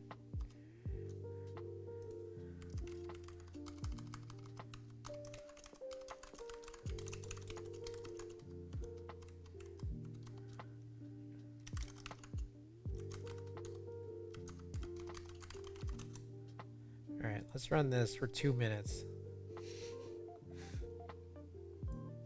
All right, we got a poll set up. Check the top of chat. It's a good life right there. Anybody interested in seeing Classic Blue get thrown onto either of these? Send your votes. You got this poll running for about 2 minutes.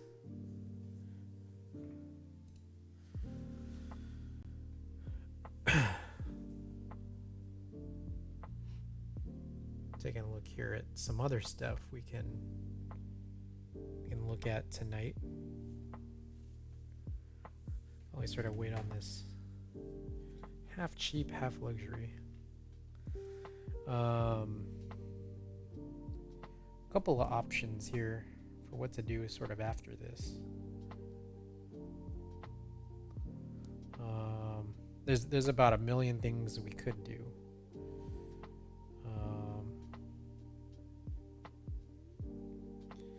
Kind of want to go through some photos, see what I might want to post to Instagram next.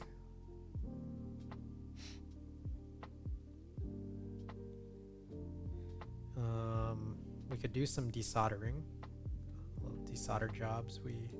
I have like about 5 keyboards I want to desolder. In fact, one of the keyboards I want to desolder is this guy right here. This one uses tactile, complicated brown Alps. And I kind of want to use blue Alps to just kind of match the blue trend that's going on with this keyboard. Meanwhile, the brown Alps in here, I kind of want to move to another board that would actually be a walnut, like a wood case. So I'm trying to get a wood plate cut to go with the brown Alps switches in the walnut keyboard, or walnut tray. All right. The poll ended off 1 vote for Viper and 1 vote for Polaris. All right.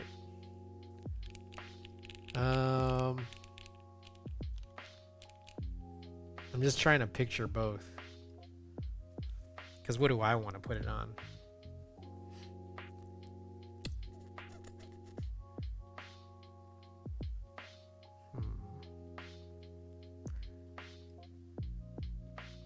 I think let's put it on the Polaris. I think that's the way to go. Let's just try it out.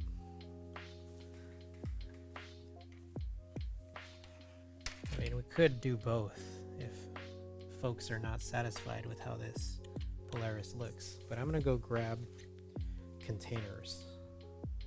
Grab a little bit to sort of capture this. Take off all of these the caps off this board.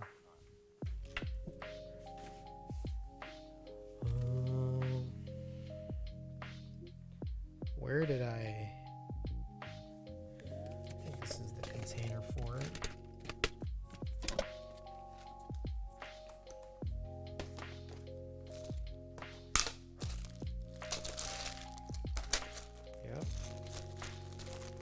might grab another like Ziploc or some.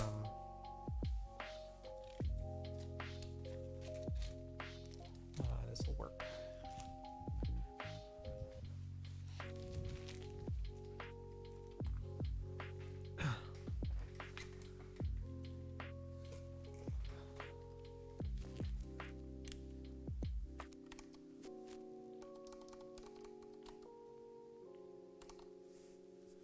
All right, need a key puller.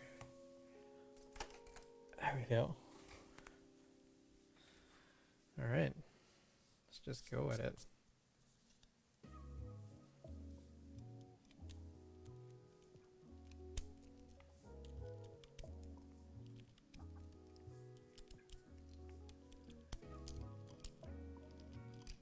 Seen some people do this, which is like I never thought of doing this until I seen other people do it.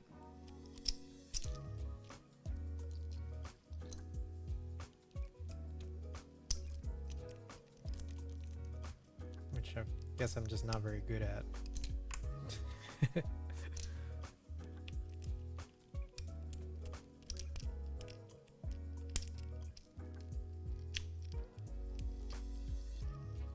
Struggle. It's a struggle, man.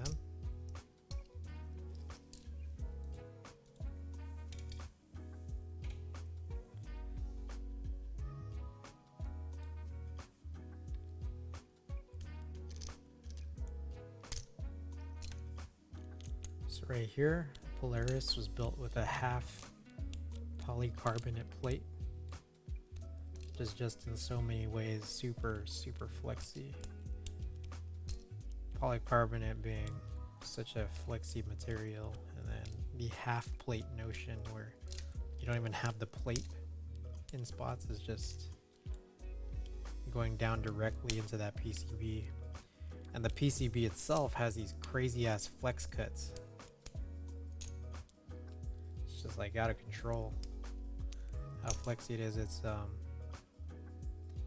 have to use a foam at the bottom so that like the solder joints don't make contact with the case.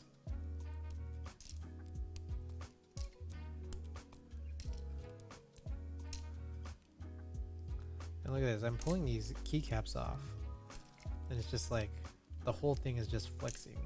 It's like kind of funny.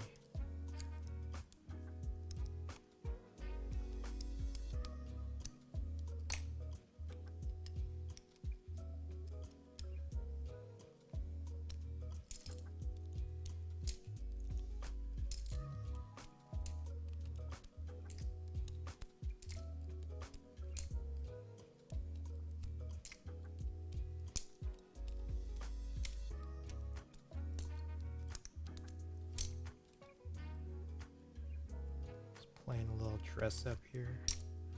This thing getting naked. Put these purple Zelio switches in here. It's kind of Laker themed. The E-Yellow comes in as kind of like a golden rod, just like the Laker colors that I accept. They've been doing this sort of banana yellow the last couple years.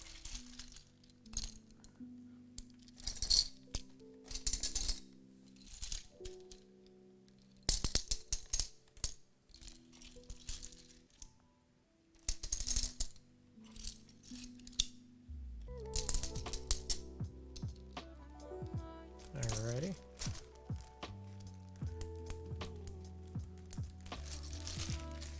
Let's get it.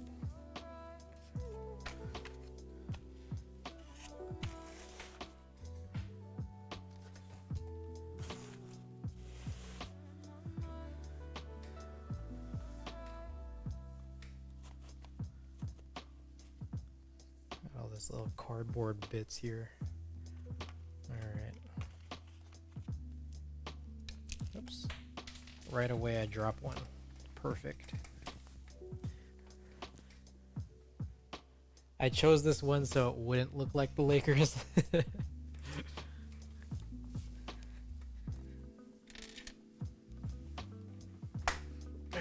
Alright.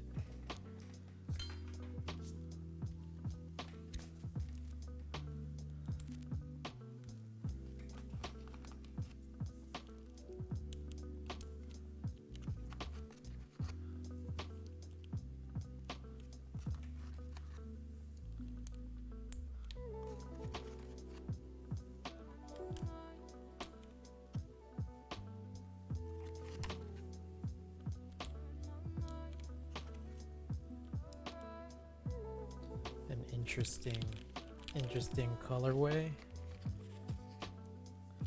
so far.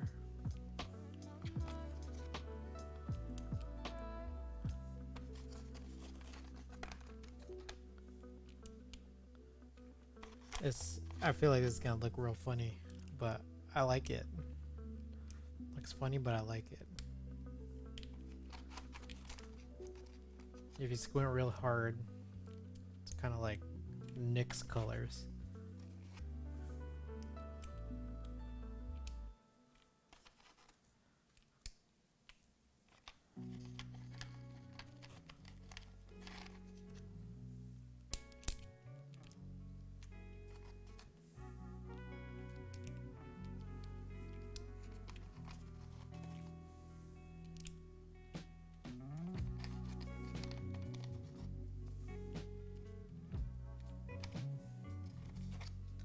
This is real crazy looking. I don't know if I like it. I'm working on it. Working on loving it. Actually, yeah, Nick's colors. It needs to be like a little more orange.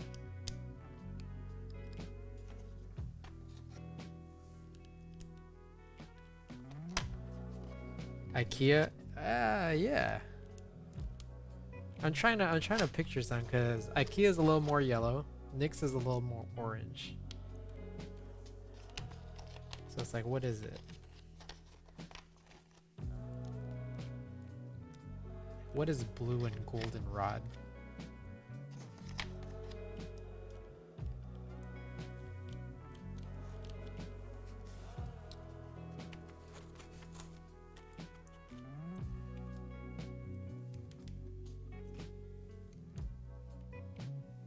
Totally missed escape.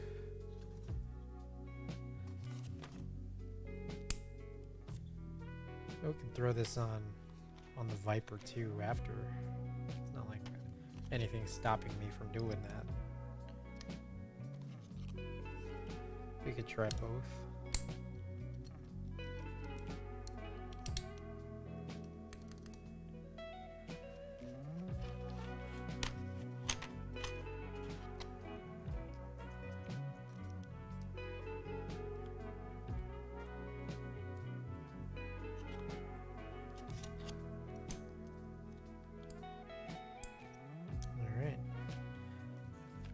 Luckily, all the keys are here. It's always a good sign. And there it is.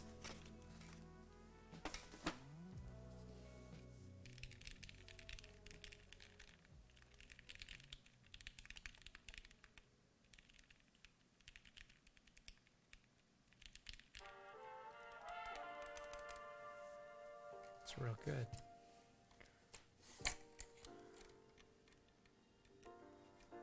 Shit. This is USB-C, I always forget. Let's grab another of these. USB-C Limo.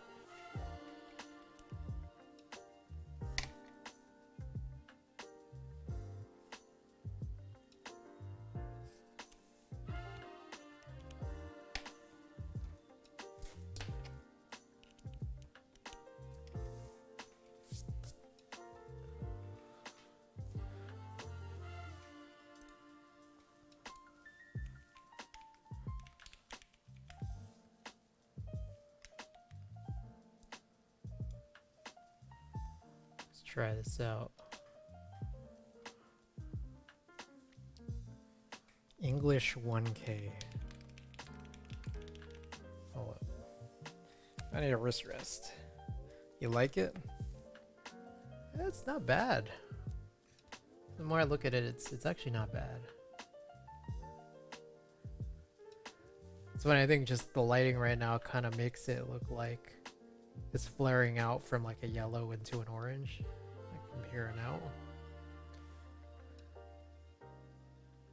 Yeah, I feel like IKEA might be a really good accurate one. Thinking about what else you could say it looks like.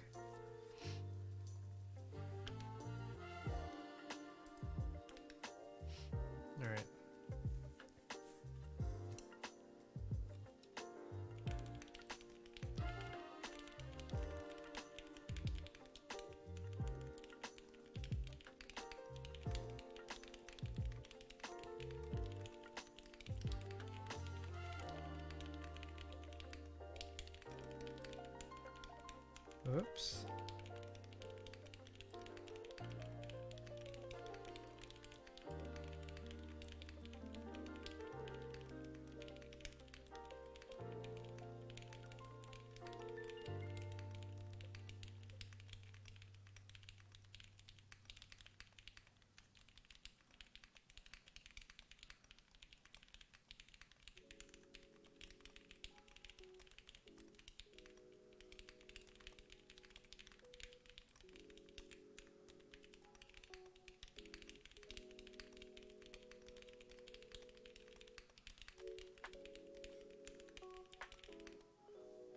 $115, not the best, but we were doing 1K, which I guess for some reason I set at some point. Oh, this is cool. Is there a classic blue in here? That's pretty sick. I like this.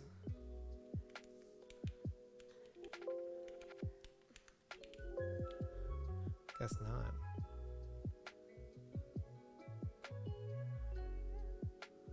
What's the closest? Mint? Striker? I guess Striker would be as close as you can get.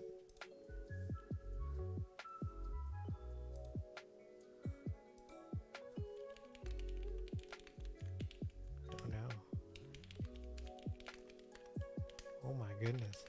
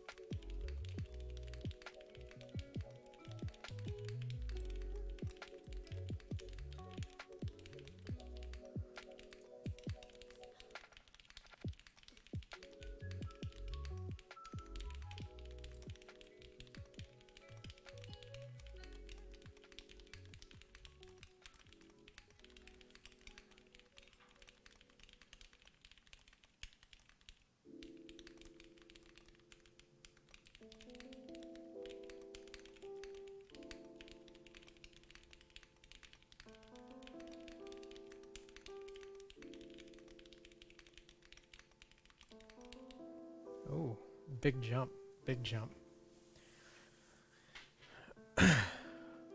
Cool. Very cool. That'd be cool if there was an IKEA theme. They're yellow and blue. I guess that would be this one. Sweet. This is exactly what I was looking for. I guess we have to run another one. One last one.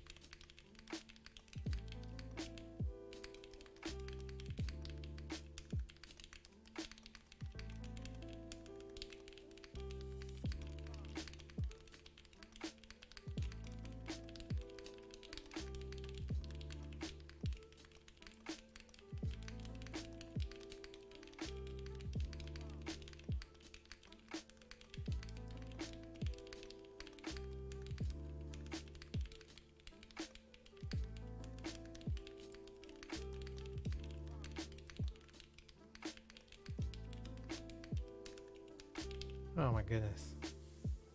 Ended poorly. But cool color theme. Very cool. Alrighty.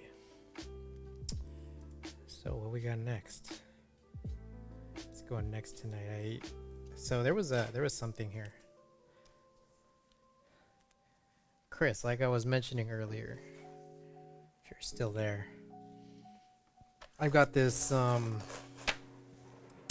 disposable camera here with your name on it. So if at some point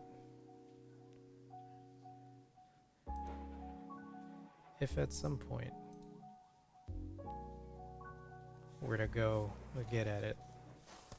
By the way, I just got a little notification here. If anybody is interested, let's see here. Something has just gone live. It has come to my attention. I'm personally not interested in it, but let's see if this works.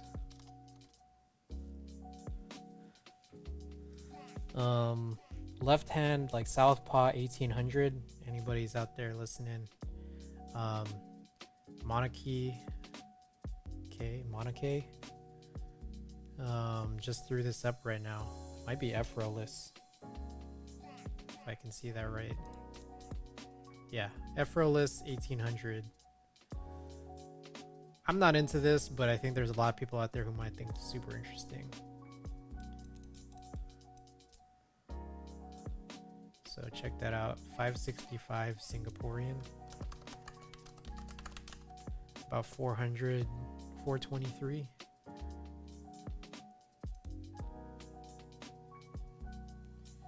Add-ons. Add some extra PCBs, all that. Ooh.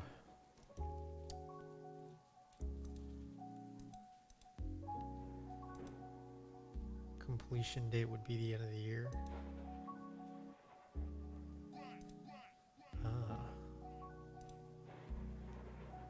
So this would be the US stateside. 419. What is that, like $4 cheaper than what I said? Yeah. So Chris, disposable with your name on it. I'm trying to reach out to just different folks to see who might be interested, and some of those people are possibly not near me. So one of the things that I wanted to do was just create a little let's see.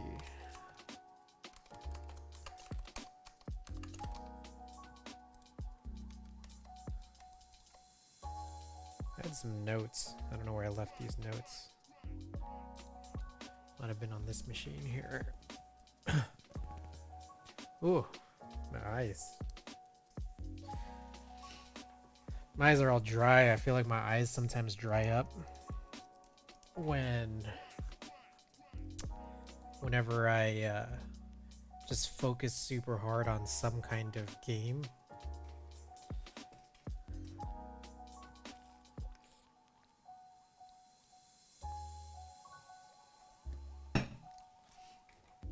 All right. So, I have some notes here. The idea is lots of pollen in the air.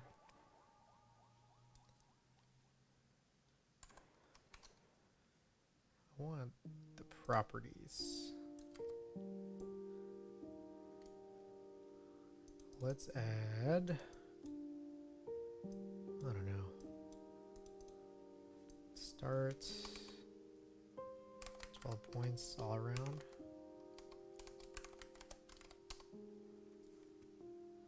Probably more from the top. Let's go to 18. And let's go like 36. Actually, that was pretty close. What am I trying to do here? 270.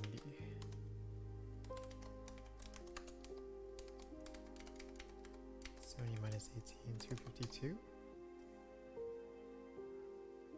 Got no clue. No clue. 3 minus 36.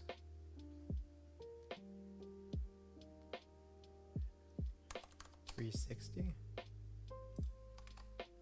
Just want to add some notes here. Ah, shit. Yo, what's going on?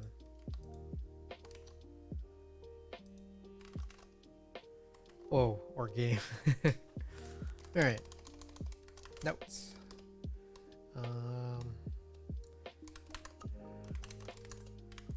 Daytime outdoors. Brightly lit indoor settings. Let's go with very brightly lit. Flash. Nighttime. / any other indoor lighting conditions. Alright, meanwhile, I did at some point see B and H has what was it? It says XP2. It's a black and white disposable camera, and they actually have, or something or other had a data sheet. Here it is.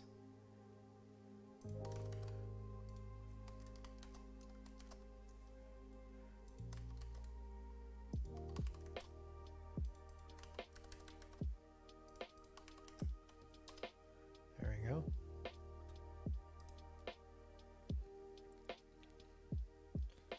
So if I download this, does this open in Acrobat? No. Do I have Acrobat?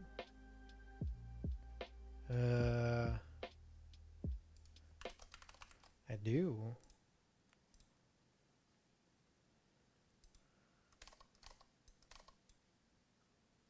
Yes.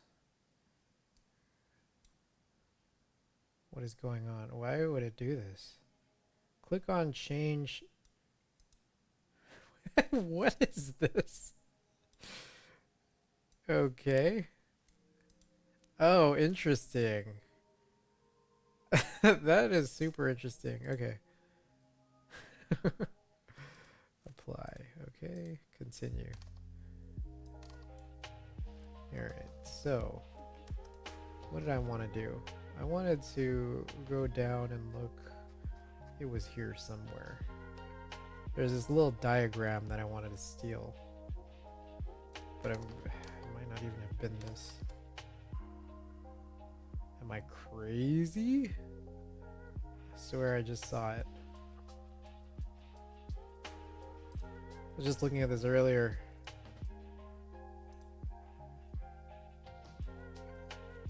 Oh.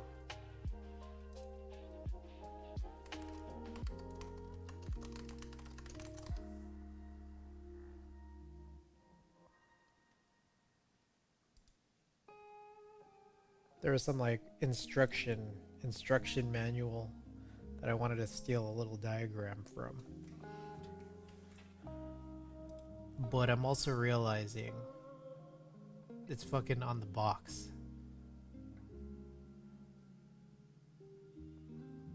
But I still wanted to steal it.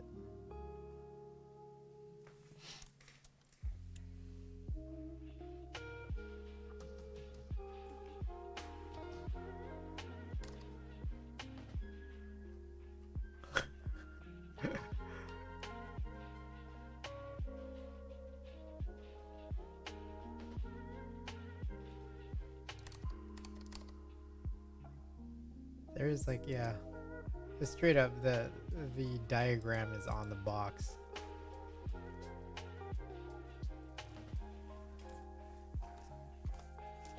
Maybe I shouldn't need to care.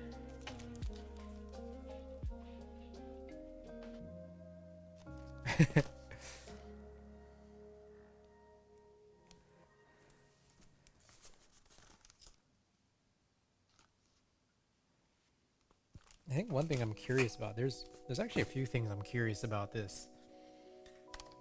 So, okay, let's do this.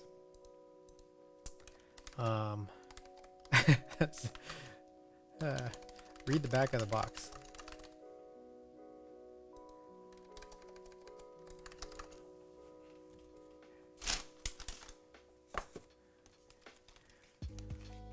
What is on here? For Flash, for how to use Flash, film winder, minimum distance, etc.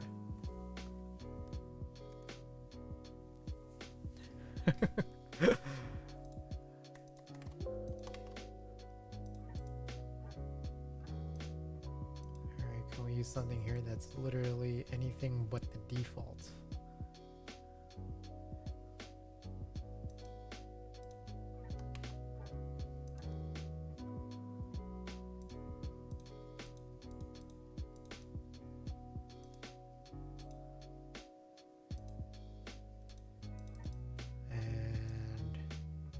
there a bullet option?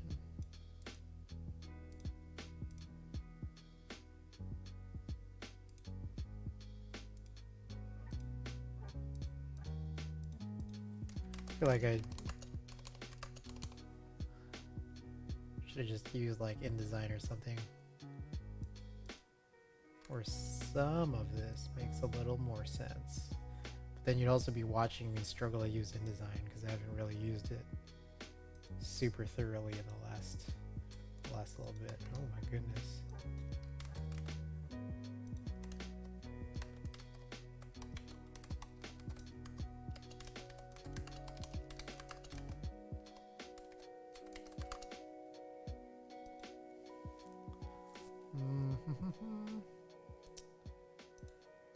I just looked this up. Bullet points in Illustrator. So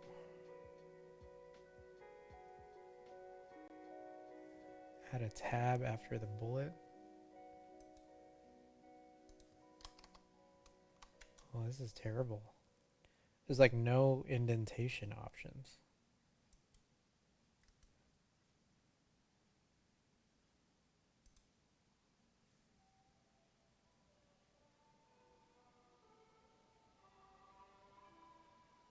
Ah, there is. It's the hanging amount. Okay.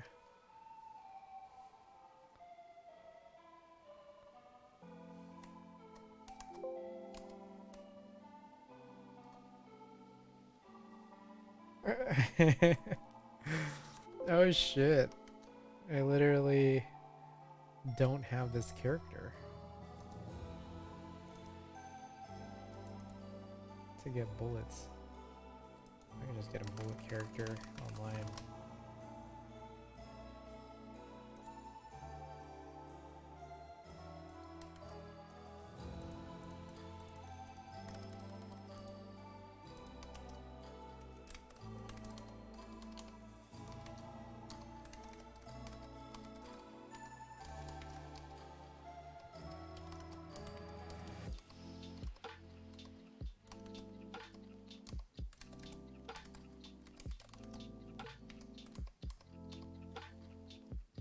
Alright.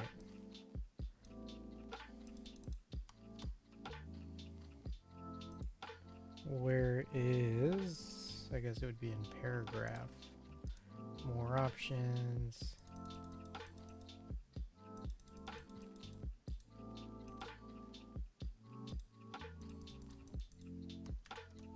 Good lord.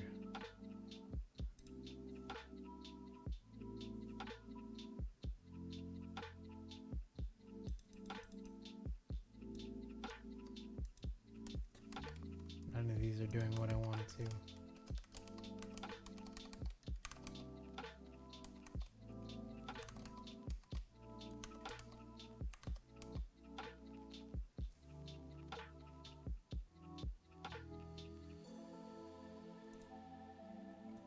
Oh, NJ Juckpitter.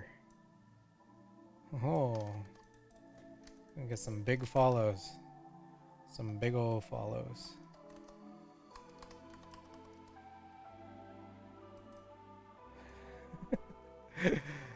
Oh.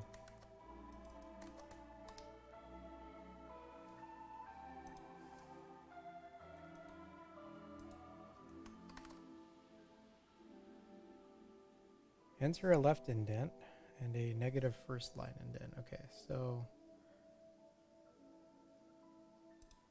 the idea here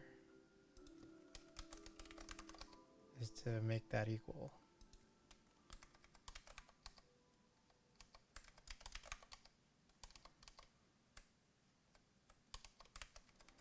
Thing is, this tab, the tabs are so damn huge.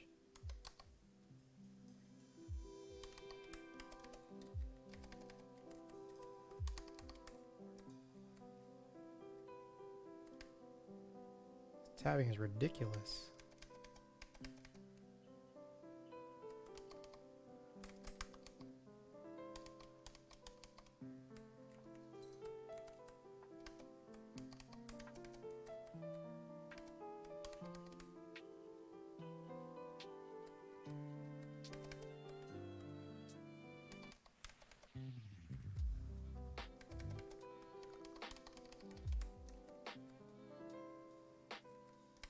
to look something like that.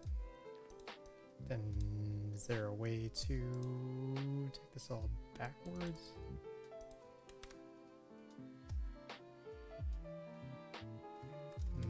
Not from here.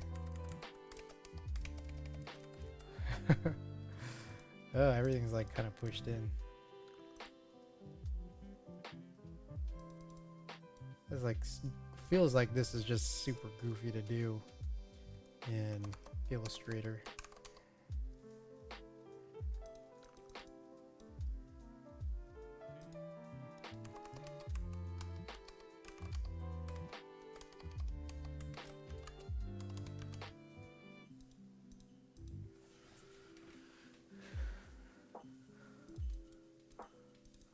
Oh, those are extra ridiculous.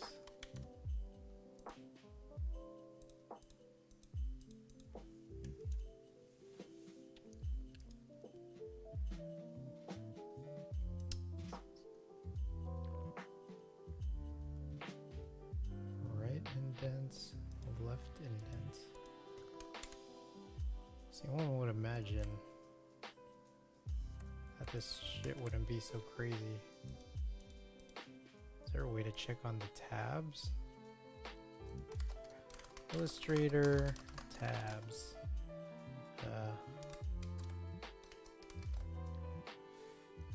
Tab character. Window type tabs. There we go. This is all I wanted.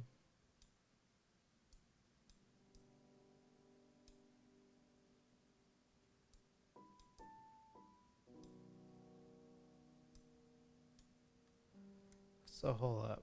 Was any of this shit necessary? That's my question.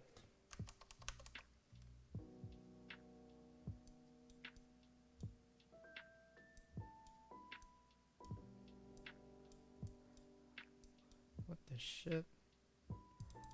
Hold up.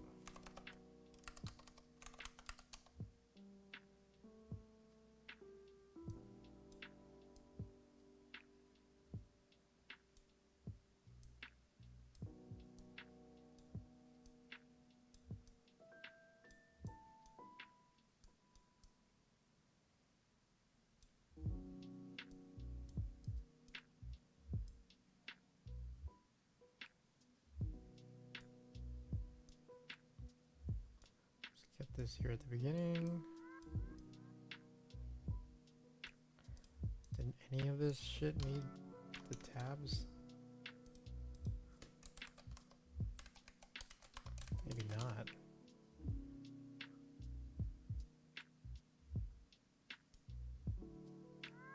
Alright. Looks like that was it.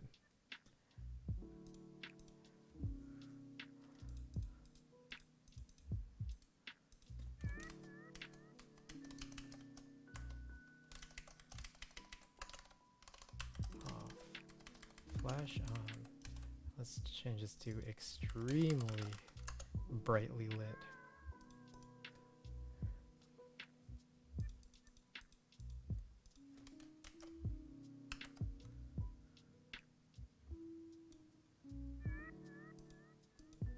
I wonder how big or small this is going to be.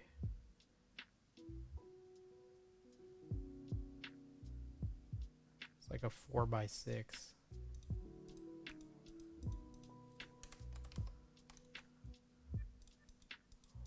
Why does the spacing look like this?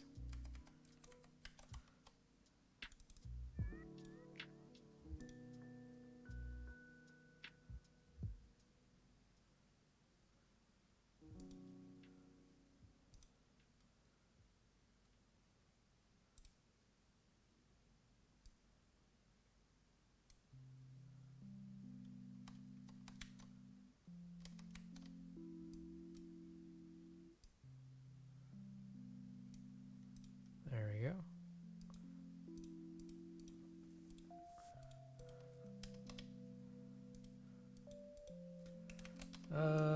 What was my other note? I forget.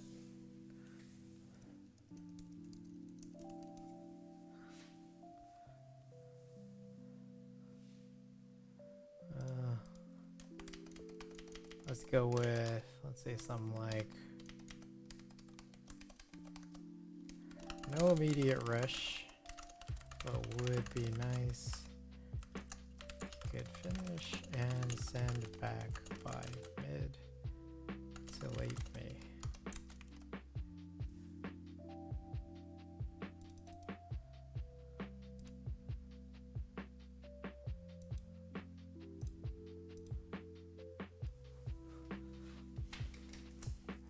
So maybe I'll just use the rest of the space to draw a picture or something. Let's see what we got here.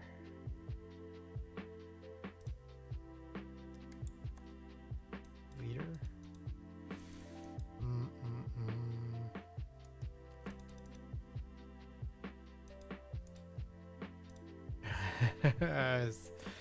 I just realized what I was about to do is very stupid. I was like, how would you just make a line? I realized you could just draw a line in.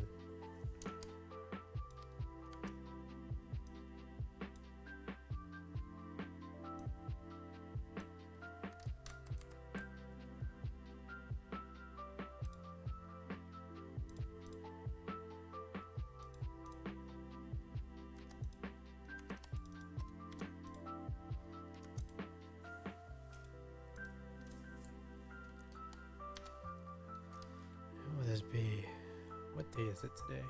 15th. That's gonna be the 16th very shortly. 4/16 camera notes, and let's throw it in. I don't know what it would be. Illustrations. Let's call this an illustration.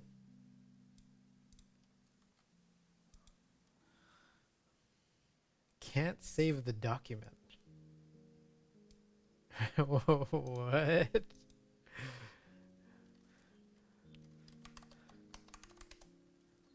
S-Man.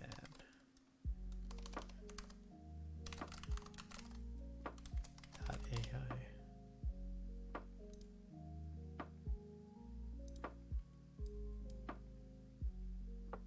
Okay. Hey, Moon Operator, what's going on, dude? Hope you've been well. Alright. I want to try this now. I got this little printer. This keyboard, or this stream is taking a funny turn where I'm just doing shit that's not even really keyboard related anymore. But Moon Operator, hope you're doing well. I kind of want to, I don't know why I unplugged this. Is it a label printer? Yeah. I finally got a label printer. My first printer in years.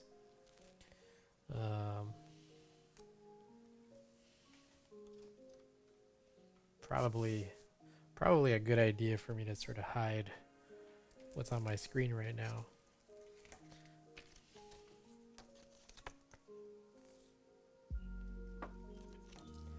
Figure it's just at some point I'm gonna need to send packages. I've lost my mouse. There it is. Been pretty good. How about you? I'm good. Real good. We did a little keyboard stuff. We're modifying a plate file.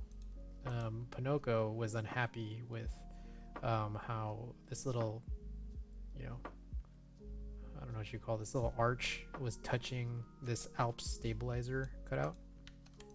The Alps clip stabilizer cutout. So earlier we were just trying to make this work, meet within the minimum 1 millimeter distance that they were asking for. So, Chris, man, peace. We'll be in touch. Take care. Looking forward to the next week. Right on. Hey, thanks for coming. It was like a little bit of a funny stream, but I appreciate you being here. A little less structure than usual. Hope you have a good night, man. Oh, I realized I'm not even showing this right now. We did this. Here's the plate file. Swill's plate generator spits out like something where this like, you know, this little arch for the screw. This stream is a bit quiet.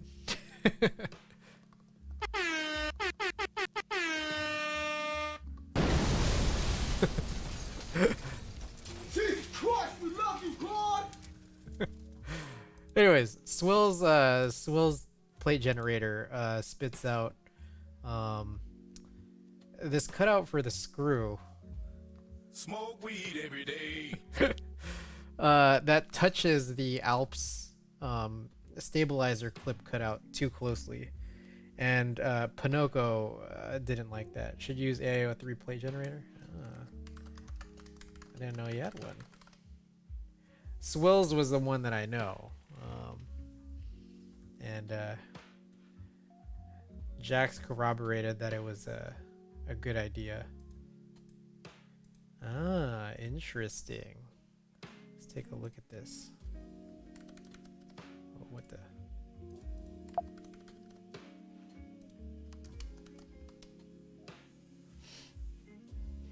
So I could paste all my stuff in here and then generate this plate.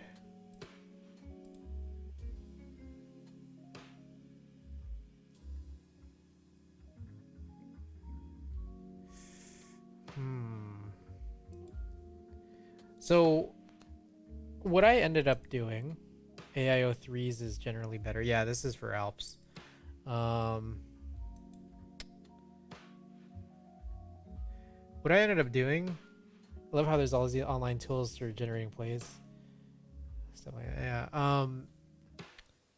I had swills and then I opened up the files in Illustrator just so I could take advantage of trying to use cherry stabilizers, but only for the spacebar. And so I figure like whatever I do here would kind of be the same, where I'd essentially have to like stitch together different plates. But I mean, like, well, it's kind of like, why not? Why not just try it out? So like, here's just an example, right? This would be what we're looking for. Is that right? So I had an AEK that I just pasted in. Important info. Ah. All right, switch cutouts. Let's do Alps. I guess this part here confuses me a little bit. Also a little less familiar with some of these. I'm guessing this is just standard. This right here I'm not super certain about, but I guess I could just leave it. The one thing that is interesting about Swills is that it has, oops, it's the cutouts I see. The one thing that's interesting about Swills is he has options for kerf, and I had issues, like I had kerf issues the last time I got a plate cut through the like the API integration he has with LaserGist.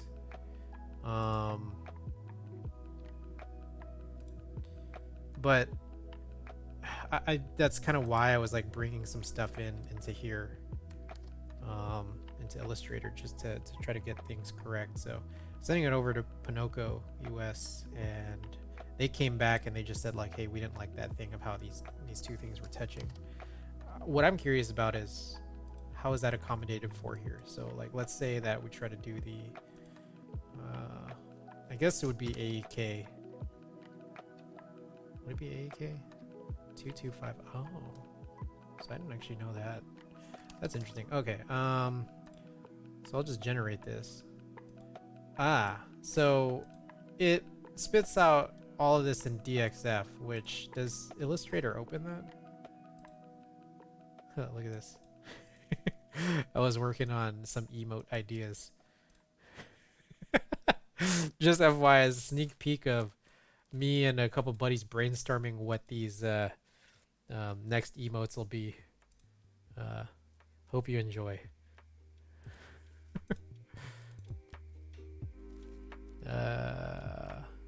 Would it be original size?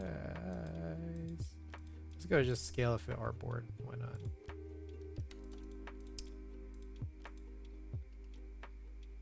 Ah, so there's no tray mount cutout. That's what I noticed here. So like I kind of am looking for these the tray mount guys.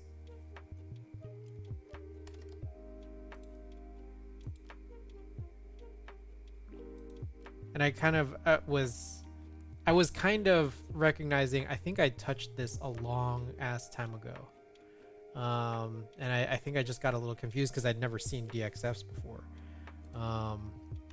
It looks like this right here is, you know, am I missing a whole bunch of like settings options?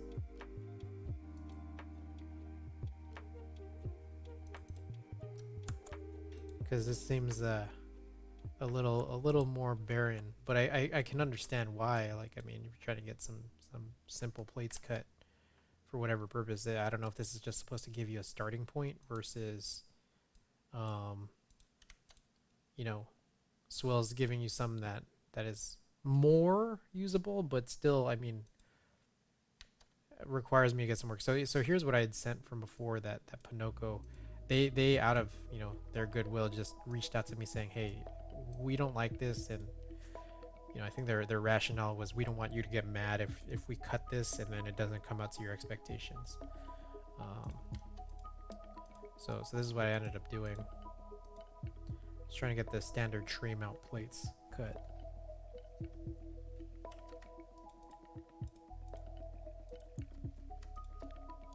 So I stitched together this MX spacebar cutout to go with this Alps plate.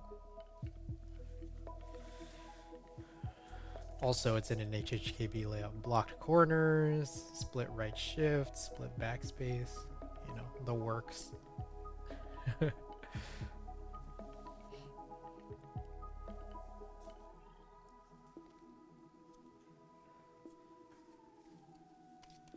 Alright. Meanwhile, let's take a look at some of the stuff we got here.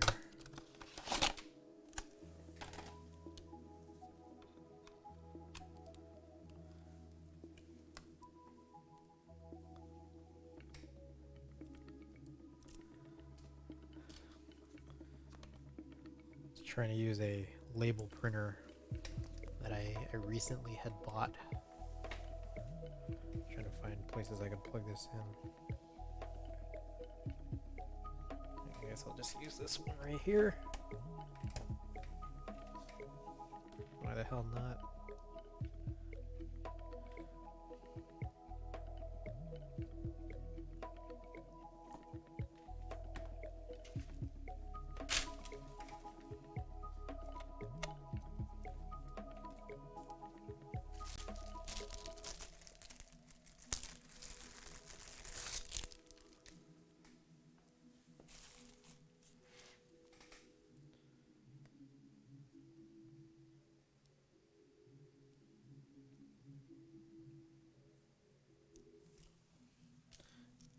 Alrighty.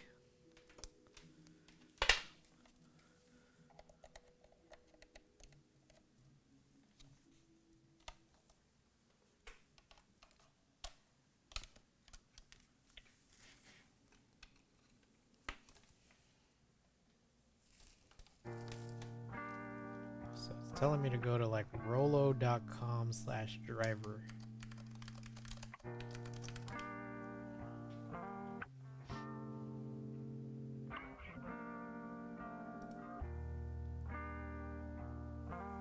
Alright, I kind of feel like I don't know if I want this up right now. Let's take a look at this.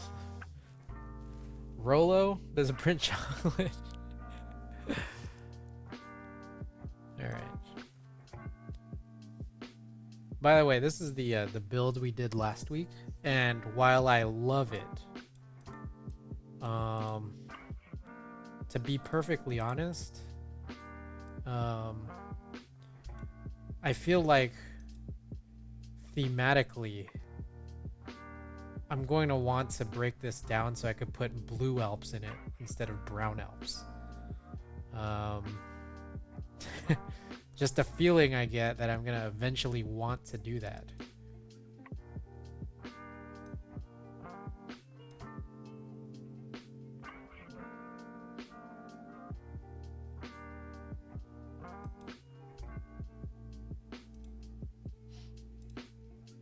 So I can put my brown Alps in this little walnut tray mount case.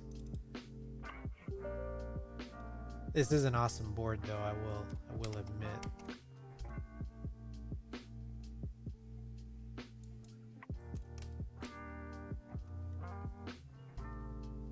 Oh my god, what is going on?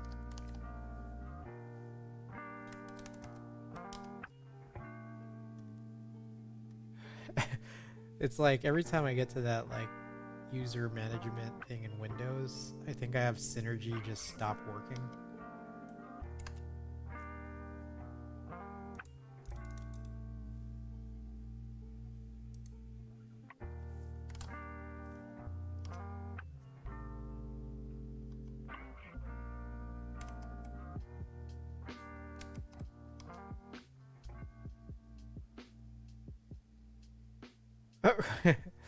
This is crazy. What is going on? This shit failed. Blue Alps for the blue board with the blue key. Classic. That was we were talking last night with some folks about Counter-Strike 1.6. It's conveniently in that era of Eiffel 65. There's this you could play 1.6 on a web browser. I literally can't. This makes it so impossible to use Synergy.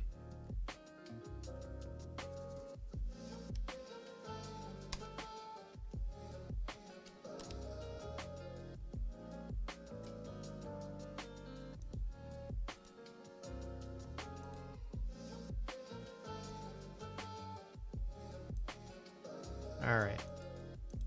Okay.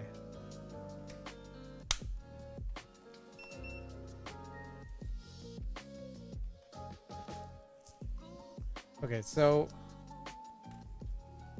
a weird thing here is that there's some bullshit stuck, like jammed in here. I don't know if I'm just supposed to pull it out. Yeah, I get this feeling I'm not supposed to do that. Oh, there we go. Alright, this thing is now blinking red. So it looks like this is some kind of testing thing. I guess we can stick it. Because it's a label, we could just stick it on anything. I remember in high school, someone put the old CSGO in one of the teacher's shared drives, and the shitty school computers back then ran it fine. It's always thrown on at a given time. Alright, what is this red blinking light? That does not seem promising. Does that just mean that something needs to be loaded in it?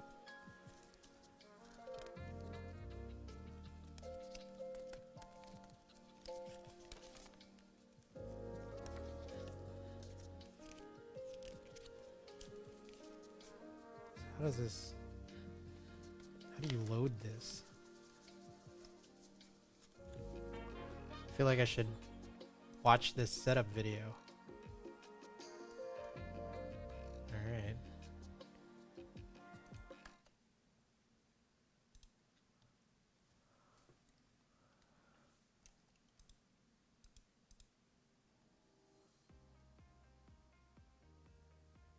Congratulations on your purchase of the Rollo printer.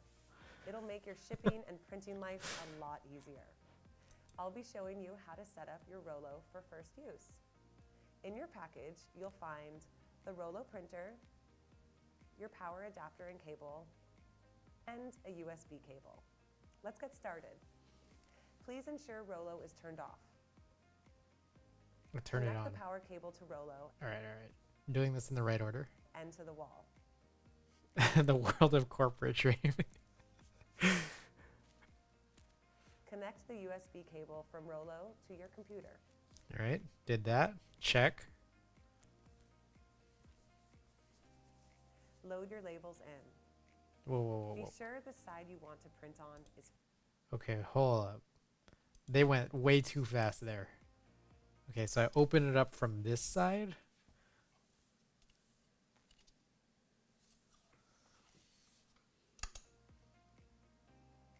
load your labels in. Whoa, whoa, whoa, whoa, whoa. Labels in. Okay. Ah, there we go. Be sure the side you want to print on is facing up. Adjust the tabs as needed. Close the top. Tabs? Turn the power Oh. switch to on. How did... Oh, you gotta slow down, Speedy. Needed. Close the top. Turn the power switch to on. We'll now run the automatic. Oh, you Turn the gotta power- slow down. Adjust the tabs as needed. Where do you begin loading it? Like, here?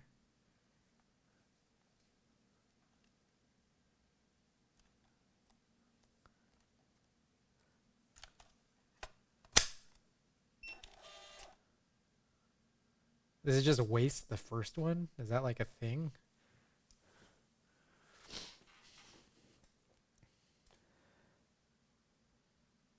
Close the top. Turn the power switch to on. We'll now run the automatic label identification so Rollo can learn your label. You only need to do this once, unless you change your label type or size. Just press and hold this button until you hear one beep. Then let go.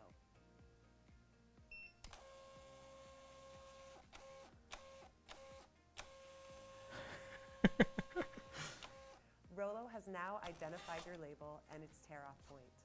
If you don't want to waste these labels, just feed them in from the back.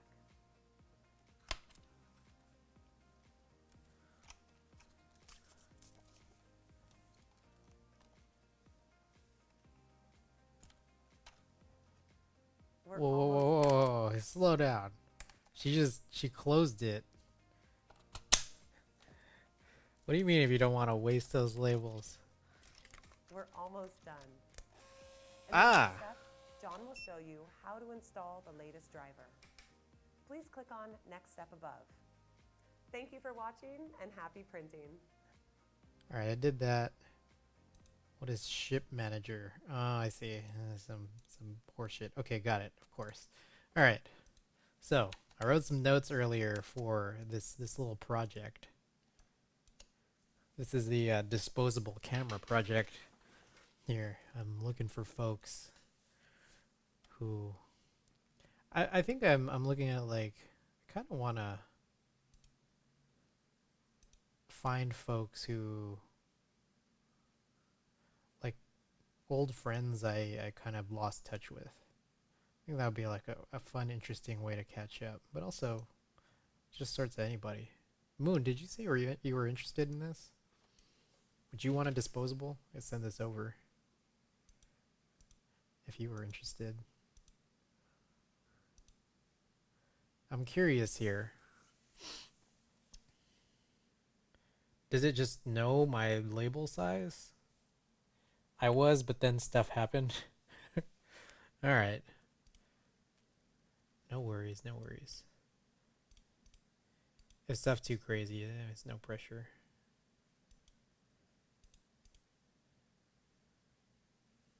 All right, wait. Hold up.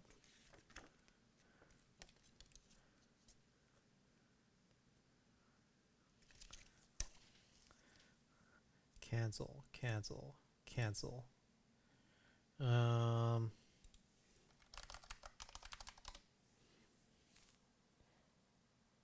Parents got COVID and quarantine at home. Think late test negative. Oh shit. Okay, right on.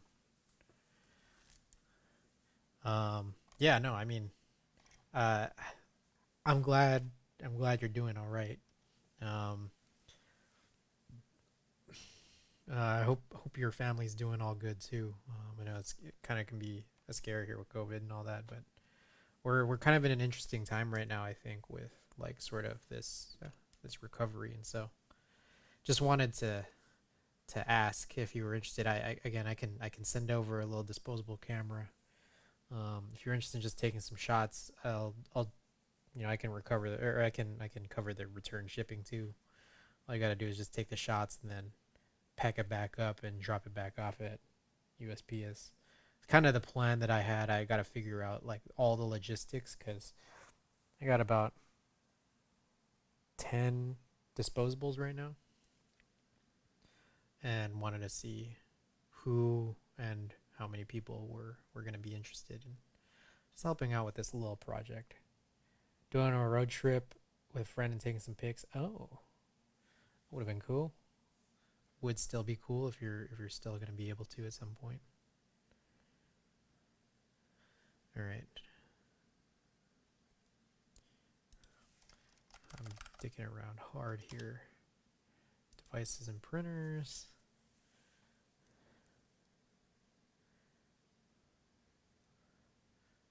Rollo printer.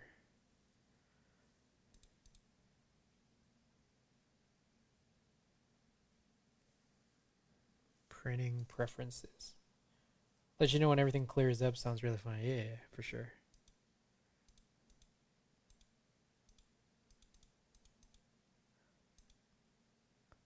Paper source. Advanced. Here. Paper size.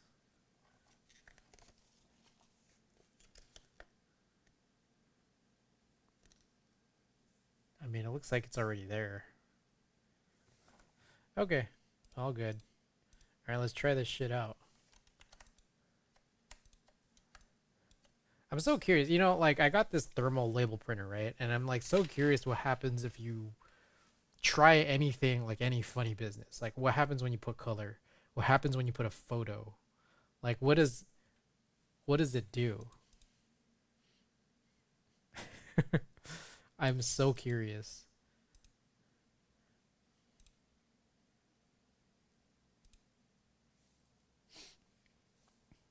It should do photos. Have you ever played with label printers before? Because I have honestly no clue.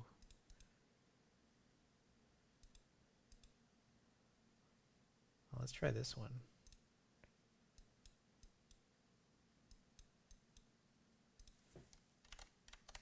Where'd my notes go? There they are.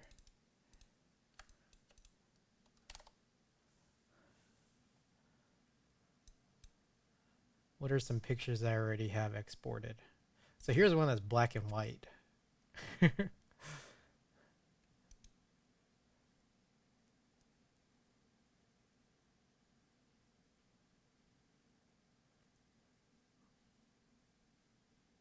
about this picture of this dog?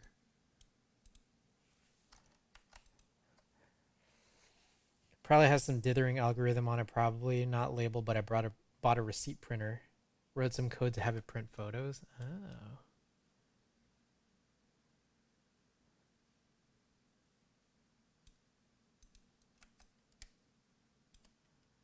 I'll probably reduce this size.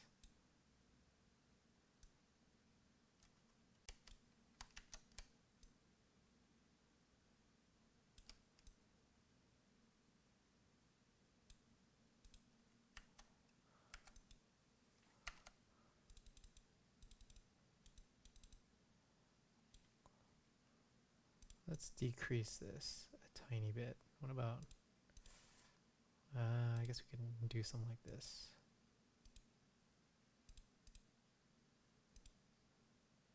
There we go.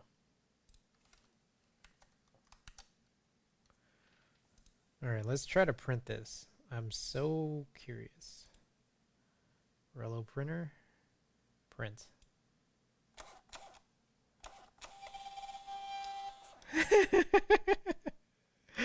Oh, it did it. Oh my god, that was so fast. That's incredible.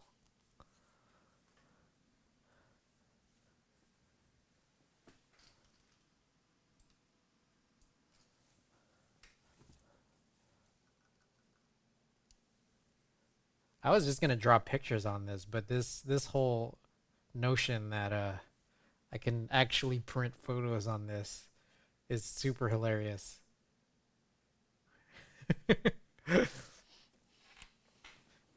All right, someone gets this. I'm sure I can just change the photo out for any person I mail this to.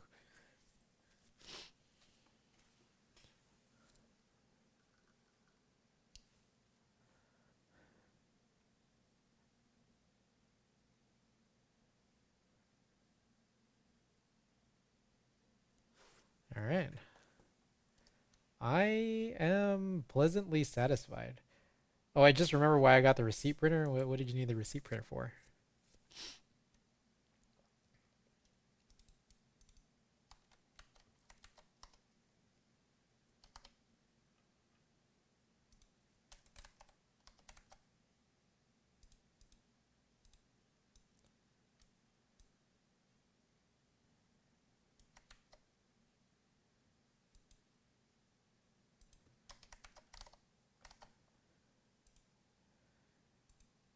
I was using it to make a photo booth, and it takes a photo and prints on a receipt. It was the most accurate thing ever. Oh, super sick. I love that. I love that.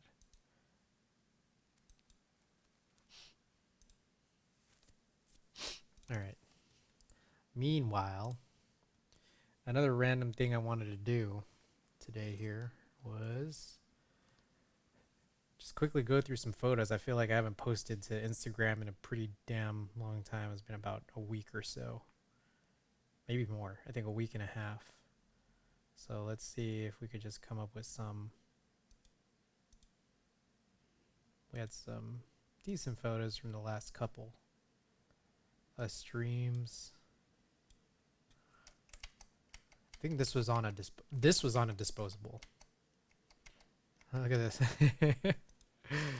This is like at a little corner store selling some Asian beauty products in the back. It's like, wow, I like that ad. Oh, that's super sick. That is super sick. I love that.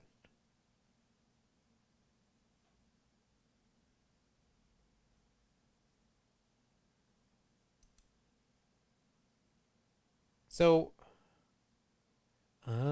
okay. It needs a camera connector. Is there like a specific, so when it says camera connector, does that mean you also need a camera? Oh, whoa. Wait. I gotta read more about this later. This thing seems way too cool.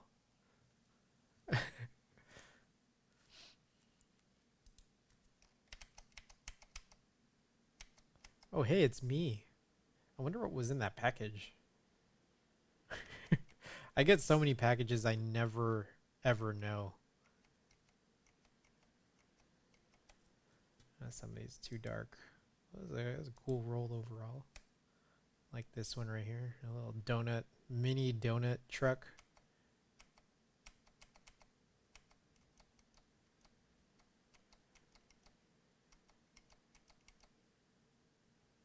This I wished was just a better shot. I thought the trying to get the little signage on the crosswalk was cool, but it was not.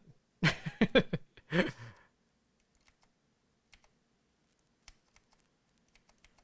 did like how I got closer and closer.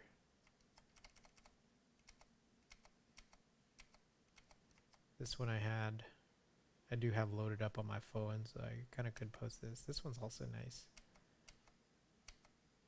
That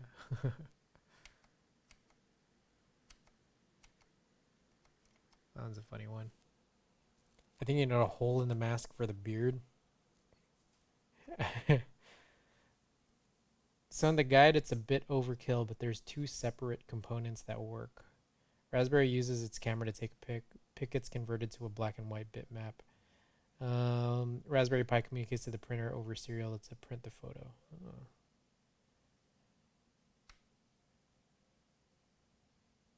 I see. That's super cool. It's from the last roll. I think I posted this on Instagram already. That's cool. I could post this. It's just like a little breakage in this track. Recently got this chip that lets me communicate to the printer though over serial. So I can use it without the pi. Oh. Ah. That's super cool. I love that.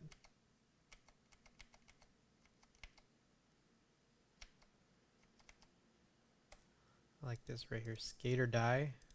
Skate or die. So the old Polaris pics from a little while back. Here's some black and white XP2. Posted this on Instagram. Speaking of, okay, I got this separate. Oh, and without an Arduino, sick. I got this separate, just completely separate question, which is, I own 2 domains. I was kind of thinking that, like, I mean, I work as a software engineer or software architect for work. I also wanted to, like, be able to put just all my non-work related stuff and also my work related stuff into one portfolio site. But what I'm noticing is that, like, okay, my Twitch presence here, it's like, is it at odds with my job if I'm trying to use this as, like, you know, some sort of hub for an online presence? I'm happy to build it, but I'm just like, you know, if I'm using this to maybe, you know, like for my career, should they see, you know, the types of photography that I do, the stuff I do on Twitch? And on the other hand, you know, if there's a Twitch audience, should they, am I kind of doxing myself if I'm putting in my work, my actual career work in it? I don't know what you guys think about that. It's just like something that I've been playing around with in my head. It's like, I don't know what the right option is. I'd love to be able to put like the stuff I've done for, you know, my job. But it's like, I'm not sure if that's like too much. Let me know if anybody has any thoughts.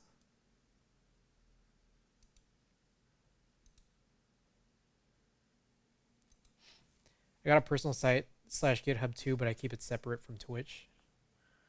Interesting. I mean, like, the thing is, like, my current, like, Instagram, which is like kind of where, you know, Instagram and Twitch are my big online presences, is like, my Instagram kind of doesn't really distinguish personal from, you know, professional stuff.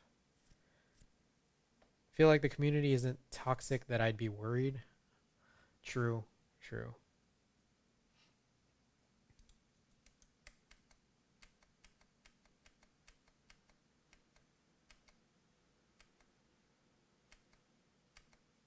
D's. Same, I don't have a moon operator handle. I feel like I should. I love this. All right, you know, I feel like I might.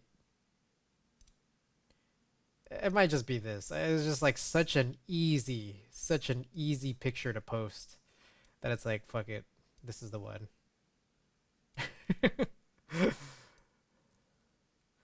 My only thing is, like, do I want to sort of adjust the warmth of this photo? Maybe we'll try to do some rerunning of the colors. This might very well be the next photo I post on Instagram. Jiffy Lube right next to the D's.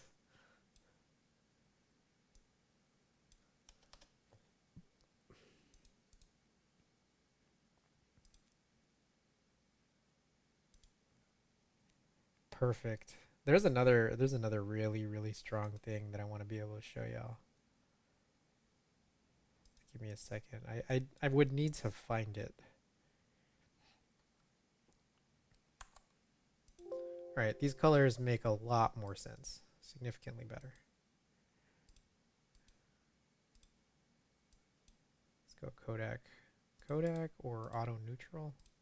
I kind of like auto neutral, not gonna lie.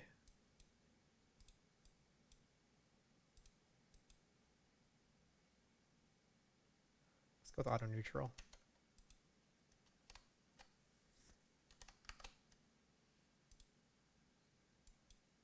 All right. That's that. Lube D's. All right. You know what's really good is like just sometimes like come across just some graffiti that's just tickles my fancy. And I gotta find it. Oh, here it is. Got him. It is like completely separate. Just happened to find this. Got him.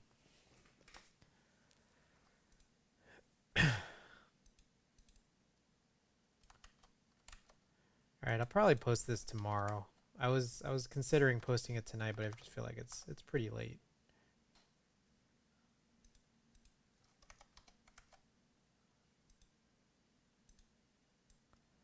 Give me a second here. Just clearing things up.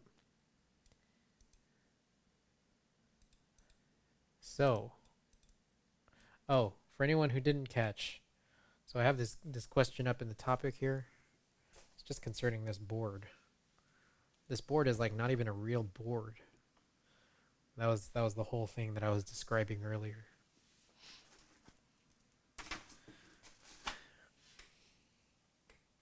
The group buy for this board just basically contained a bunch of things that already existed, yet it has its own name.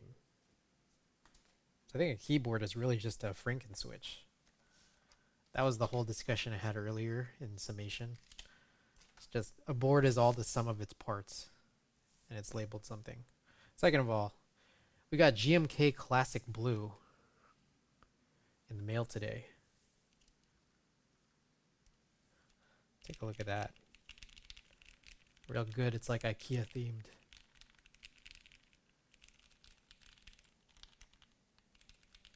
Very cool. My first group buy delivered since returning to the hobby in 2020. GMK group buy at least. Purchased this May 12th of last year. So that's 11 months and 3 days. It's very cool. Never thought of a blue set for my yellow board. I mentioned I had a yellow board, and then a buddy of mine, his name is also Chris. He came by the stream and said like, "Oh, you do the yellow." It's a very like warm yellow. It's almost orange. And yeah, it just straight up feels like it's out of IKEA. I think what would have been even more hilarious if there's the blue case with a yellow set. So, you know, when Greg delivers, we'll have that going on. All right, we've done a lot tonight. Unfortunately, we've done no actual building, but we did a lot of crazy different stuff tonight, and I'm really glad. I think it is coming in late, so I think I might call it here. I think a couple of things that might be coming up. Don't know exactly when, but we got this whole thing. I did this build last week, this Alps party with brown Alps and Bakery for Gregor. While I love this board, you know, like I mentioned, I want to get the blue Alps in here, move the brown Alps to another board. So it's like I'm going to have to desolder the brown Alps from this board. I'm going to have to desolder the blue Alps from the other board that I have, because I'm going to want to move those into here. And that's going to be its own build that requires the plate that I'm trying to cut from Ponoko. Meanwhile, I'm also going to try to do another Green Alps build. I just got a Zenith Z150, I think that's the model, that I just want to harvest parts from. I think I had a pretty major overpay for it, but I think it's going to be worth it. Just playing around with the board as is, it's pretty smooth, and I quite like it. I've done Green Alps before, but it's kind of a little bit fucked up. in my younger past, just buying a board off eBay. Good price, but I mean, you get what you pay for. It was pretty scratchy and just overall fucked. Now my situation here is that like we do a rebuild of the Blue Alps, and we can do that next time around. But in terms of all that other Alps stuff, I don't know if we're gonna be able to fit it into Alps April. It's really just gonna depend here on how quickly Ponoko can cut these plates and send them over. Love to be able to do it before the end of April, but some of these builds might swing out into May. So all because April starts with the letter A. It's kind of what makes this whole thing stressful. It's like I really want to get it done before the end of April. Is there a local shop near you? I am not personally aware. But I don't know. I feel like I would trust Ponoko just because a lot of people use Ponoko, so I'm cool waiting. May Malps. I feel like it would make more sense as May MX, which is MX is pretty much every month, so.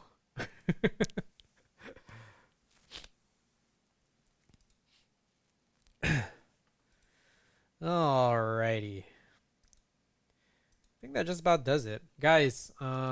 So we're doing that little fun little film project, but for anybody else who's interested in getting rolls done, check out this link.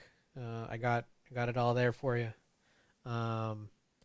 Competitive pricing and just a lot of options here for stuff that we can do on stream. Moon Operator, thanks for coming.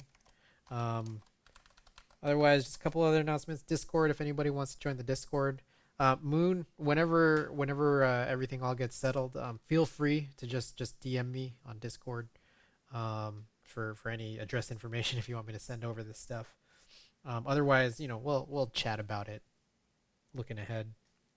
But anybody else out there, join the Discord if you want any updates or cool discussions on any of the stuff that we stream here, voice chat, all that. Finally, bits and subs. San Francisco Marin Food Bank is where I send it to. I just drop it into this link, but you can donate to them through that link if you want to get them that money directly with no Twitch taking the cut. So, all right, everybody. Appreciate everybody being here. Until next time, whenever it may be. Good night from San Francisco. I do see a buddy on here, Presley, who is working on some switch lubing. So, all right. Good night, guys. Appreciate it.